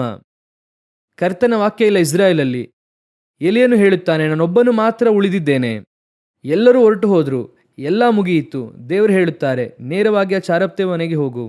ಯಾಕೆ ದೇವರೇ? ಅಲ್ಲಿ ನೀನು ಹೋಗು. ನೀನು ಆ ಮನೆಯೊಳಗೆ ಹೋದರೆ ಹಿಟ್ಟಿಗಾಗಲಿ ಎಣ್ಣೆಗಾಗಲಿ ಕೊರತೆ ಇರುವುದಿಲ್ಲ, ಕೊರತೆ ಇಲ್ಲದಾಗಿ ಇರುತ್ತದೆ. ಕ್ಷಾಮದ ಕಾಲಘಟ್ಟದಲ್ಲಿ ಆ ಮನೆಯಲ್ಲಿ ಮಾತ್ರ ಹಿಟ್ಟಿಗಾಗಲಿ ಎಣ್ಣೆಗಾಗಲಿ ಕೊರತೆ ಇರೋದಿಲ್ಲ. ಈಗ ನಾವು ನಿಮಗೆ ಹೇಳುತ್ತೇವೆ, ಇವತ್ತು ಲೋಕವು ವಾಕ್ಯದ ಕ್ಷಾಮದಲ್ಲಿ ಹೋಗುತ್ತಾ ಇದೆ. ಸಭೆ ಯಾವುದರಲ್ಲಿ ಇದೆ? ವಾಕ್ಯದ ಕ್ಷಾಮ. ನನಗೆ ಬಹಳ ದುಃಖಕರವಾದಂಥ ಒಂದು ವಿಷಯ ಏನಂದರೆ, ಒಂದು ಕಾಲದಲ್ಲಿ ಹೇಳುತ್ತಾ ಇದ್ರು, ಒಬ್ಬ ಡಾಕ್ಟರ್ ಕುರಿತಾಗಿ ಹೇಳಿದ್ರೆ ಒಳ್ಳೆಯ ಡಾಕ್ಟರ್ ಅಂತ ಕೇಳ್ತಿದ್ರು. ಹಾಗೆ ತಾನೇ ಕೇಳುತ್ತಾರೆ, ಒಳ್ಳೆಯ ಡಾಕ್ಟರ್ ಇದ್ರೆ ಹೇಳ್ರಿ. ಮಕ್ಕಳನ್ನು ಸ್ಕೂಲ್ಗೆ ಸೇರಿಸುವಾಗ ಒಂದು ಒಳ್ಳೆಯ ಸ್ಕೂಲ್ ಇದ್ರೆ ಹೇಳ್ರಿ. ಟ್ಯೂಷನ್ಗೆ ಕಳಿಸುವಾಗ ಒಂದು ಒಳ್ಳೆಯ ಟ್ಯೂಷನ್ ಇದ್ರೆ ಹೇಳಿ ಅನ್ನುತ್ತಾರೆ. ಈಗ ಬಹಳ ದುರದೃಷ್ಟಕರವಾಗಿ ಹೇಳುತ್ತಾರೆ, ಒಳ್ಳೆಯ ಸಭೆ ಇದ್ರೆ ಹೇಳಿ ಅಂತ. ಸಭೆ ಎನ್ನುವಂಥದ್ದೇ ಲೋಕದಿಂದ ಪ್ರತ್ಯೇಕಿಸಲ್ಪಟ್ಟ ಒಳ್ಳೆಯ ಸ್ಥಳ. ಹಾಗೆಯೇ ಇತ್ತು, ದೇವರು ಹಾಗೆ ಸಭೆಯನ್ನು ಉಂಟು ಮಾಡಿದ್ರು. ಆದರೆ ಇವತ್ತು ಸಭೆಯ ಪರಿಸ್ಥಿತಿ ಏನಾಗಿದೆ? ಒಳ್ಳೆಯ ಸಭೆ, ಕೆಟ್ಟ ಸಭೆ ಎಂಬುದಾಗಿ ಬಂದಿದೆ. ಕರ್ತನು ಉಂಟು ಮಾಡುವಾಗ ಕಾಡು ಮೃಗ, ನಾಡು ಮೃಗ ಅಂತ ಮಾಡಿದ್ರು, ಆದರೆ ಎಲ್ಲವನ್ನು ಒಳ್ಳೆಯದೆಂದು ಕಂಡರು. ಆದರೆ ನೋಹನ ನಾವೆಯೊಳಗೆ ಹೋಗುವಾಗ ಶುದ್ಧವಾದುದು ಶುದ್ಧವಲ್ಲದೇ ಇರುವುದೆಂಬುದಾಗಿ ಹೋಯಿತು. ಕರ್ತನು ಉಂಟು ಮಾಡುವಾಗ ಎಲ್ಲವೂ ಏನು ಒಳ್ಳೆಯದೇ, ಆದರೆ 2000 ವರ್ಷಗಳಲ್ಲಿ ಶುದ್ಧ ಅಶುದ್ಧವೆಂಬುದಾಗಿ ಮಾರ್ಪಟ್ಟಿತು. ಅದೇ ರೀತಿಯಾಗಿಯೇ ದೇವರು ಸಭೆಯನ್ನು ಉಂಟು ಮಾಡುವಾಗ ಎಲ್ಲಾ ಸಭೆ ಒಳ್ಳೆಯ ಸಭೆಯೇ, ಎಲ್ಲ ಒಳ್ಳೆಯ ಸಭೆಯೇ. ಆದರೆ ಈ 2000 ವರ್ಷಗಳಲ್ಲಿಯೇ ಶುದ್ಧವಾದ ಸಭೆ ಅಶುದ್ಧವಾದ ಸಭೆ ಎಂಬುದಾಗಿ ಮಾರ್ಪಟ್ಟಿತು. ಆದ್ರಿಂದ ನಾವೇನು ಕೇಳುತ್ತೇವೆ? ಒಳ್ಳೆಯ ಸಭೆ ಇದ್ರೆ ಹೇಳ್ರಿ, ಸತ್ಯವುಳ್ಳ ಸಭೆ ಇದ್ರೆ ಹೇಳ್ರಿ. ಸಿಗುವುದು ಕಷ್ಟವಾಗಿದೆ. ಅದು ಕ್ಷಾಮ, ವಾಕ್ಯದ ಕ್ಷಾಮ. ಕರ್ತನು ಹೇಳುತ್ತಾರ, ಮನೆಗೆ ಹೋಗು, ಆ ಸಭೆಗೆ ಹೋಗು, ಆ ಸಭೆಗೆ ಬೇಕಾದಂಥ ವಾಕ್ಯಗಳು, ಆ ಮನೆಗೆ ಬೇಕಾದಂತಹ ವಾಕ್ಯ, ಆ ವಾಕ್ಯಕ್ಕೆ ಬೇಕಾದಂಥ ಅಭಿಷೇಕ ಎಲ್ಲವೂ ಅಲ್ಲಿ ಇರುತ್ತದೆ. ಅಲ್ಲಿ ಕೊರತೆಯೇ ಆಗದಂತೆ ಅದಕ್ಕೆ ದೇವರು ನಿಮ್ಮನ್ನು ಅಲ್ಲಿ ಉಪಯೋಗಿಸುತ್ತಾರೆ. ನೀವು ಸುತ್ತಮುತ್ತ ಇರುವಂತಹ ಇಸ್ರಾಯೇಲಿನ ಕ್ಷಾಮ ನೋಡಬಾರದು, ಸುತ್ತ ಇರುವಂತಹ ಇಸ್ರಾಯೇಲಿರುವಂತಹ ಕ್ಷಾಮ ನೋಡಬಾರದು. ಆ ಮನೆಯೊಳಗಿರುವಂತಹ ಆಶೀರ್ವಾದ ಮಾತ್ರ ನೋಡಬೇಕು. ಒಂದು ವೇಳೆ ಎಲ್ಲವೂ ಕೂಡ ಕ್ಷಾಮವಾಗಿ ಮಾರ್ಪಟ್ಟರು, ಒಬ್ಬ ಚಾರಪ್ತು ವಿಧವೆಯ ಮನೆ ಇರುತ್ತದೆ. ಅಲ್ಲಿ ಹಿಟ್ಟಿಗಾಗಲಿ ಎಣ್ಣೆಗಾಗಲಿ ಕೊರತೆ ಇಲ್ಲದ ಹಾಗೆ ಇರುತ್ತದೆ. ಎಲ್ಲಿರುವವರಿಗೂ ಕೂಡ ಒಂದು ಅನಿಸುತ್ತದೆ, ಆ ಮನೆಗೆ ಹೋದರೆ ಆಹಾರ ಸಿಗುತ್ತದೆ ಅಂತ. ಪಕ್ಕದ ಮನೆಯವರಿಗೆ ಅನಿಸುತ್ತೆ, ಎಲ್ಲಿ ಅರಸನ ಮನೆಯಲ್ಲೂ ಕೂಡ ಏನಿಲ್ಲ, ಆಹಾರ ಇಲ್ಲ. ಅರಸನ ಕುದುರೆಗೆ ಏನಿಲ್ಲ, ಹುಲ್ಲಿಲ್ಲ. ಅರಸನ ಹೇಳ್ತಾರೆ, ಕುದುರೆಗೆ ಹುಲ್ಲನ್ನು ಹುಡುಕಿ ನಾನೊಂದು ಕಡೆ ಹೋಗುತ್ತೇನೆ, ಒಬ್ಬ ದಿನ ಒಂದು ಕಡೆ ಹೋಗು ಅಂತ ಹೇಳುತ್ತಾರೆ. ಆ ಕ್ಷಾಮ ಮುಗಿಯುವವರೆಗೂ ಆ ವಾಕ್ಯ ಓದಿರಿ. 17ನೇ ಅಧ್ಯಾಯ 16ನೇ ವಾಕ್ಯ. ಯೆಹೋವನು ಎಲಿಯನ ಮುಖಾಂತರವಾಗಿ ಹೇಳಿದಂತೆ ಮಡಿಕೆಯಲ್ಲಿದ್ದ ಹಿಟ್ಟು ತೀರಲಿಲ್ಲ, ಮೊಗೆಯಲ್ಲಿದ್ದ ಎಣ್ಣೆಯು ಮುಗಿದು ಹೋಗಲಿಲ್ಲ. ವಾಕ್ಯ ಸ್ಪಷ್ಟವಾಗಿ ಹೇಳುತ್ತದೆ. ದೇಶದಲ್ಲಿ ಬರಗಾಲವೇ, ಅಲ್ಲಿ ವಾಕ್ಯ ಸಿಗುತ್ತಾ ಇಲ್ಲ. ಆನ್ಲೈನಲ್ಲೂ ಕೂಡ ವಾಕ್ಯ ಸಿಗೋದಿಲ್ಲ. ಈಗಲೂ ಹೇಳುತ್ತೇನೆ, ವಾಕ್ಯದ ಕ್ಷಾಮವು ಬಂತು. ಯಾವುದು ಸತ್ಯ ಅಲ್ಲ ಎಂಬುದಾಗಿ ಜನರಿಗೆ ಗೊತ್ತಾಗ್ತಿಲ್ಲ ಇವತ್ತು. ಯಾವುದು ಸತ್ಯವೇದದ ವಾಕ್ಯ, ಯಾವುದು ವಾಕ್ಯಕ್ಕೆ ವಿರುದ್ಧವಾಗಿದೆ ಎಂಬುದಾಗಿ ಕೂಡ ಗೊತ್ತಾಗ್ತಿಲ್ಲ ಇವತ್ತು. ಯಾಕಂದ್ರೆ ಅಷ್ಟರ ಮಟ್ಟಿಗೆ ನವೀನವಾಗಿ ಇವತ್ತು ಸೈತಾನ ಮಾತನಾಡುತ್ತಾ ಇದ್ದಾನೆ. ಹಾಗೆಯೇ ಅವನ ಆ ಒಂದು ಉಪದೇಶವನ್ನು ನಮ್ಮ ಬೈಬಲ್ನಲ್ಲಿರುವಂಥ ವಾಕ್ಯದೊಂದಿಗೆ ಸೇರಿಸಿ ನಮಗೆ ಕೊಡುತ್ತಾನೆ. ಅದರ ಒಳಗೆ ಇರುವಂಥ ಮರಣ ಇವತ್ತು ಜನರಿಗೆ ಗೊತ್ತಾಗ್ತಿಲ್ಲ. ಸಭೆ ಅದನ್ನು ಬಯಸ್ತಾ ಇದೆ. ಅಂತಹ ಸೇವಕರು ಇವತ್ತು ಎದ್ದಿದ್ದಾರೆ. ಅವರು ಉದ್ದಟತನವಾಗಿ ಮಾತಾಡುತ್ತಾರೆ, ತುಚ್ಛವಾಗಿ ಪಾಪದ ಕುರಿತು ಮಾತಾಡುತ್ತಾರೆ. ಇಂತಹ ಪರಿಸ್ಥಿತಿಗಳಲ್ಲಿ ಕೆಲವು ಮನೆಗಳಲ್ಲಿ ಮಾತ್ರ ಹಿಟ್ಟಿಗಾಗಲಿ ಎಣ್ಣೆಗಾಗಲಿ ಕೊರತೆ ಇಲ್ಲದೆ ಇರುತ್ತದೆ. ಕೆಲವು ಸಭೆಗಳಲ್ಲಿ ಇರುತ್ತದೆ, ಕೆಲವು ಸೇವೆಗಳಲ್ಲಿ ಇರುತ್ತದೆ. ಆ ಮನೆಗೆ ಹೋಗಿ ಕ್ಷಾಮ ಮುಗಿಯುವ ತನಕ ಮನೆಗೆ ಹೋಗಿ ವಾಕ್ಯವನ್ನು ತಿನ್ನುವಂಥದ್ದು ನಿಮ್ಮ ಕೆಲಸ. ಕರ್ತನು ನಿಮ್ಮನ್ನು ನಡೆಸುತ್ತಾರೆ. ದಯವಿಟ್ಟು ಒಳ್ಳೆಯ ಸತ್ಯ ಈಗ ಸಿಗುವಂಥ ಕಾಲ, ಚೆನ್ನಾಗಿ ಆಲಿಸಿರಿ. ಎಷ್ಟು ಸಾಧ್ಯವೋ ಅಷ್ಟರ ಮಟ್ಟಿಗೆ ಸತ್ಯವೇದ ವಾಕ್ಯವನ್ನು ಓದಿರಿ. ಎಷ್ಟು ಸಮಯ ದೇವರ ಸಮ್ಮುಖದಲ್ಲಿ ಕೂರುವುದಕ್ಕೆ ಸಾಧ್ಯನೋ. ಒಂದು ವಾಕ್ಯ ಓದೋದಕ್ಕೆ 10 ನಿಮಿಷ ಜಾಸ್ತಿ ಆಯ್ತು ಅಂದ್ರೆ ಟೈಮ್ ನೋಡಬೇಡ್ರಿ. ಹೇಗೆ ದೇವರು ನಿಮ್ಮನ್ನು ಕೊಂಡು ಹೋಗುವುದಕ್ಕೆ ಸಾಧ್ಯ? ವಾಕ್ಯದಿಂದ ಮಾತ್ರವೇ ಸಾಧ್ಯ, ಬೇರೆ ಯಾವುದರಿಂದಲೂ ಸಾಧ್ಯವಿಲ್ಲ. ಕ್ರಿಯೆಯಿಂದ ಅಲ್ಲ, ಕೃಪೆಯಿಂದ. ಗಮನಿಸಿರಿ, ಹಿಟ್ಟಿಗಾಗಲಿ ಎಣ್ಣೆಗಾಗಲಿ ಕೊರತೆ ಇಲ್ಲದೆ ಇರುವಂಥ ಮನೆಯೇ ದೇವರಿಂದ ಆಶೀರ್ವದಿಸಲ್ಪಟ್ಟಂತಹ ಮನೆ. ಅಲ್ಲಿ ಬರವೇ ಇರುವುದಿಲ್ಲ. ನಮ್ಮ ಚರ್ಚಲ್ಲಿ 7 ದಿನಗಳು ತೆರೆಯುತ್ತಿತ್ತು, ಗೊತ್ತಾ ನಿಮಗೆ? ಇವತ್ತು ಆ ರೀತಿಯಾಗಿ ತೆರೆಯುತ್ತಿಲ್ಲ. ನನಗೆ ಬಹಳ ಆತಂಕವಾಗಿದೆ. ನಮ್ಮ ಚರ್ಚ್ 7 ದಿನ ತೆರೆಯುತ್ತಿದ್ರು. ಬೆಳಗ್ಗೆ 5:30 6:30ವರೆಗೂ ಮುಂಜಾನೆಯ ಪ್ರಾರ್ಥನೆ ಇರ್ತದೆ. ಸಂಜೆ 7ರಿಂದ 8 ಗಂಟೆ ಪ್ರಾರ್ಥನೆ. ಮಂಗಳವಾರ ವಿಶೇಷ ಪ್ರಾರ್ಥನೆ, ಬುಧವಾರ ಬೈಬಲ್ ಸ್ಟಡಿ, ಗುರುವಾರ ಪ್ರಾರ್ಥನೆ, ಶುಕ್ರವಾರ ಉಪವಾಸ ಪ್ರಾರ್ಥನೆ, ಶನಿವಾರ ಸಿದ್ಧತೆಯ ಪ್ರಾರ್ಥನೆ. ಈ ರೀತಿ 7 ದಿನಗಳು ಇರ್ತಿತ್ತು. ಇದರ ನಡುವೆ ಓಪನ್ ಏರ್ ಮಿನಿಸ್ಟ್ರಿಗೆ ಹೋಗ್ತಾ ಇದ್ವಿ ನಾವು. 7 ದಿನಗಳು ಸಭೆ ಓಪನ್ ಆಗಿರ್ತಿತ್ತು. ಕಾಲೇಜ್ಗೆ ಹೋಗ್ಬೇಕಾದ್ರೆ ಹೇಳ್ತಿದ್ದೇನೆ, ಕೂಡಲೇ ಅಂದ್ಕೊಳ್ಬೇಡ್ರಿ ಇವರೇನೋ ಕೆಲಸ ಇಲ್ಲ ಬಿಟ್ಟಿಗಿದ್ದಾರೆ ಆದ್ರಿಂದ ಹೋಗ್ತಿದ್ದಾರೆ ಅಂತ. ಕಾಲೇಜ್ ಮುಗಿಸಿದ ಕೂಡಲೇ ಬರ್ತಿದ್ರು. ಸಹೋದರಿಗಳೆಲ್ಲ ಸಾಯಂಕಾಲ ಕೆಲಸ ಮುಗಿಸಿ ಹ್ಯಾಂಡ್ ಬ್ಯಾಗ್ ಒಂದಿಗೆ ಚರ್ಚಿಗೆ ಬರ್ತಿದ್ರು. ಅವತ್ತು ಇದ್ದಂತ ಆಸೆ, ಆ ಸಭೆಯಿಂದ ಹೆಚ್ಚು ಕಡಿಮೆ ಅಂದ್ರೂ 50ರಿಂದ 100 ಸೇವಕರು ರೂಪಿಸಲ್ಪಟ್ಟಿದ್ದಾರೆ. ನೀವು ವಾಕ್ಯಕ್ಕೆ ದಾಹ ಉಳ್ಳವರಾಗಿ ಇರಬೇಕು. ನೀವು ವಾಕ್ಯ ಇರುವಂತ ಕಡೆಗೇನೆ ಹೋಗ್ಬೇಕು. ವಾಕ್ಯ ಚೆನ್ನಾಗಿ ಸಿಗ್ತಾ ಇದೆಯಾ? ಎಷ್ಟು ಸಿಗುತ್ತದೋ ಅಷ್ಟನ್ನು ಸ್ವೀಕರಿಸಿರಿ. ಗಮನಿಸಿರಿ, ಒಂದು ಬರಗಾಲವು ಬರುತ್ತಾ ಇದೆ. ಇನ್ನೂ ಘೋರವಾದ ಬರಗಾಲವು ಬರುತ್ತದೆ. ಆನ್ಲೈನಲ್ಲೂ ಸಂದೇಶ ಕೇಳದೇ ಇರುವಂತ ಕಾಲಘಟ್ಟ ಬರುತ್ತದೆ. ಬಹಳ ಮೋಸಕರವಾದ ಕಾಲ. ನೀವು ಹೊರಗೆ ಆಚೆ ಬರೋಕೆ ಆಗಲ್ಲ. ಹಗಲು ಹೊತ್ತಲ್ಲಿ ನೀವು ಆಚೆ ಬರುವುದಕ್ಕಾಗಲ್ಲ. ನಿಮ್ಮ ನೆಟ್ಟು ಕೆಲಸ ಮಾಡೋದಿಲ್ಲ. ಅದು ನಡೆಯುತ್ತದ ಅಂದ್ರೆ ಅದಕ್ಕಾಗಿರೋ ಕೆಲಸ ಎಲ್ಲ ಮುಗಿದಿದೆ. ನಮ್ಮ ಕಾಲದಲ್ಲೇ ನಡೆಯುತ್ತದೆ. ಈಗ ಆನ್ಲೈನ್ ಎಂಬುದಾಗಿ ಸಂಪೂರ್ಣವಾಗಿ ಡಿಪೆಂಡೆನ್ಸ್ ಯಾವುದರ ಮೇಲೆ ಇದೆ? ಆನ್ಲೈನಲ್ಲಿ ಇದೆ. ಆನ್ಲೈನೇ ಸ್ವಲ್ಪ ದಿನಗಳಾದ್ಮೇಲೆ ಇರೋದಿಲ್ಲ. May be 72 hours, may be 48 hours, ಅಥವಾ 1 ವಾರ 10 ದಿನ. ಆ ದಿನ ಏನಾಗುತ್ತದೆ ಅಂತ ನೋಡಿ. ಲೋಕವೇ ಸ್ತಂಭಿಸಲ್ಪಡುತ್ತದೆ. ದೇವರು ಹೇಳುವಂತ ಕಾಲ ಬರುತ್ತದೆ. ದಯವಿಟ್ಟು ಈಗಲೂ ಹೇಳುತ್ತೇನೆ, ನಿಮಗಿರುವಂಥ ಸಮಯವನ್ನು ಪ್ರಯೋಜನ ಪಡಿಸಿಕೊಳ್ಳಿರಿ. ಯೇಸು ಹೇಳುತ್ತಾರೆ, ಈಗ ನೀವು ಪ್ರಯೋಜನ ಪಡಿಸಿಕೊಳ್ಳದೇ ಇದ್ದರೆ ಒಬ್ಬರು ಕ್ರಿಯೆ ಮಾಡದೇ ಇರುವಂತಹ ರಾತ್ರಿ ಕಾಲ ಬರುತ್ತದೆ. ಆಗ ಏನು ಮಾಡುತ್ತೀರಾ? ಎಲ್ಲ ಗೊತ್ತು, ಆದರೆ ಕೇಳುತ್ತಿಲ್ಲ. ದಯವಿಟ್ಟು ನಿಮ್ಮ ಮಕ್ಕಳಿಗೂ ಕೂಡ ಹೇಳಿಕೊಡ್ರಿ. ಡೈಲಿ ಕುಟುಂಬವಾಗಿ ಕೂತು ಒಂದು ಅರ್ಧ ಗಂಟೆ ಆದ್ರೆ ಏನು ಮಾಡಿ, ಪ್ರಾರ್ಥನೆ ಮಾಡಿ, ವಾಕ್ಯ ಓದ್ರಿ, ಫ್ಯಾಮಿಲಿ ಪ್ರೇಯರ್ ಆರಂಭಿಸಿರಿ, ಕುಟುಂಬವಾಗಿ ಕೂತ್ಕೊಳ್ರಿ. ನಾವು ಬಹಳ ಬ್ಯುಸಿ, ಸಂಪಾದನೆ ಮಾಡುತ್ತೇವೆ, ಮಕ್ಕಳಿಗೆ ಮಾಡುತ್ತೇವೆ, ಮೊಮ್ಮಕ್ಕಳಿಗೆ ಸಂಪಾದನೆ ಮಾಡುತ್ತೇವೆ. ನಾಳೆ ನಿಮ್ಮ ಮಕ್ಕಳು ಮೊಮ್ಮಕ್ಕಳು ಯಾವುದನ್ನು ಅನುಭವಿಸದೇ ಇರುವಂಥ ಪರಿಸ್ಥಿತಿ ಬರುತ್ತದೆ. ಅವತ್ತು ನಿಮ್ಮ ಮಕ್ಕಳನ್ನು ಕಾಪಾಡುವಂಥದ್ದು ಇವತ್ತು ಇರುವಂತಹ ಹಿಟ್ಟು ಎಣ್ಣೆ ಮಾತ್ರ. ಹಲ್ಲೆಲೂಯಾ. ಸರಿ, ಇದಾದ ನಂತರ ಎಲಿಯ ಟ್ರಾವೆಲ್ ಮಾಡಿ ಎಲ್ಲಿ ಹೋದ್ರು ಎಂಬುದಾಗಿ ಓದ್ರಿ. 1 ಅರಸರುಗಳ ಪುಸ್ತಕ 19ನೇ ಅಧ್ಯಾಯ 4-5 ವಾಕ್ಯ ಓದಿರಿ. ತರುವಾಯ ತಾನೊಬ್ಬನಾಗಿ ಅರಣ್ಯದೊಳಗೆ 1 ದಿವಸದ ಪ್ರಯಾಣದಷ್ಟು ದೂರ ಹೋಗಿ ಒಂದು ಜಾಯಿಗಿಡದ ಕೆಳಗೆ ಕೂತುಕೊಂಡು ಮರಣವನ್ನು ಅಪೇಕ್ಷಿಸಿದನು. ಅವನು, ಯೆಹೋವನೇ, ನನಗೆ ಸಾಕಾಯಿತು, ನನ್ನ ಪ್ರಾಣವನ್ನು ತೆಗೆದು ಬಿಡು, ನಾನು ನನ್ನ ಪಿತೃಗಳಿಗಿಂತ ಉತ್ತಮನಲ್ಲ ಎಂದು ದೇವರನ್ನು ಪ್ರಾರ್ಥಿಸಿ ಅದೇ ಗಿಡದ ಕೆಳಗೆ ಮಲಗಿಕೊಂಡು ನಿದ್ರೆ ಮಾಡಿದನು. ಇದು 3ನೆಯ ಸ್ಥಳ. ಅಲ್ಲಿಂದ ಹೊರಟಿದ್ದಾಯಿತು. ದೇವರೇ ಹೇಳುತ್ತಾರೆ ಇಲ್ಲಿಂದ ಹೊರಟು ಹೋಗು ಎಂದು. ದೇವರು ಹೇಳುವಂತ ಮಾತು ನೋಡಿರಿ. 1 ಅರಸರುಗಳ ಪುಸ್ತಕ 18ನೇ ಅಧ್ಯಾಯ 1ನೇ ವಾಕ್ಯ. ಅನೇಕ ದಿವಸಗಳಾದ ನಂತರ ಎಲಿಯನಿಗೆ ಯೆಹೋವನ ವಾಕ್ಯ ಉಂಟಾಯಿತು.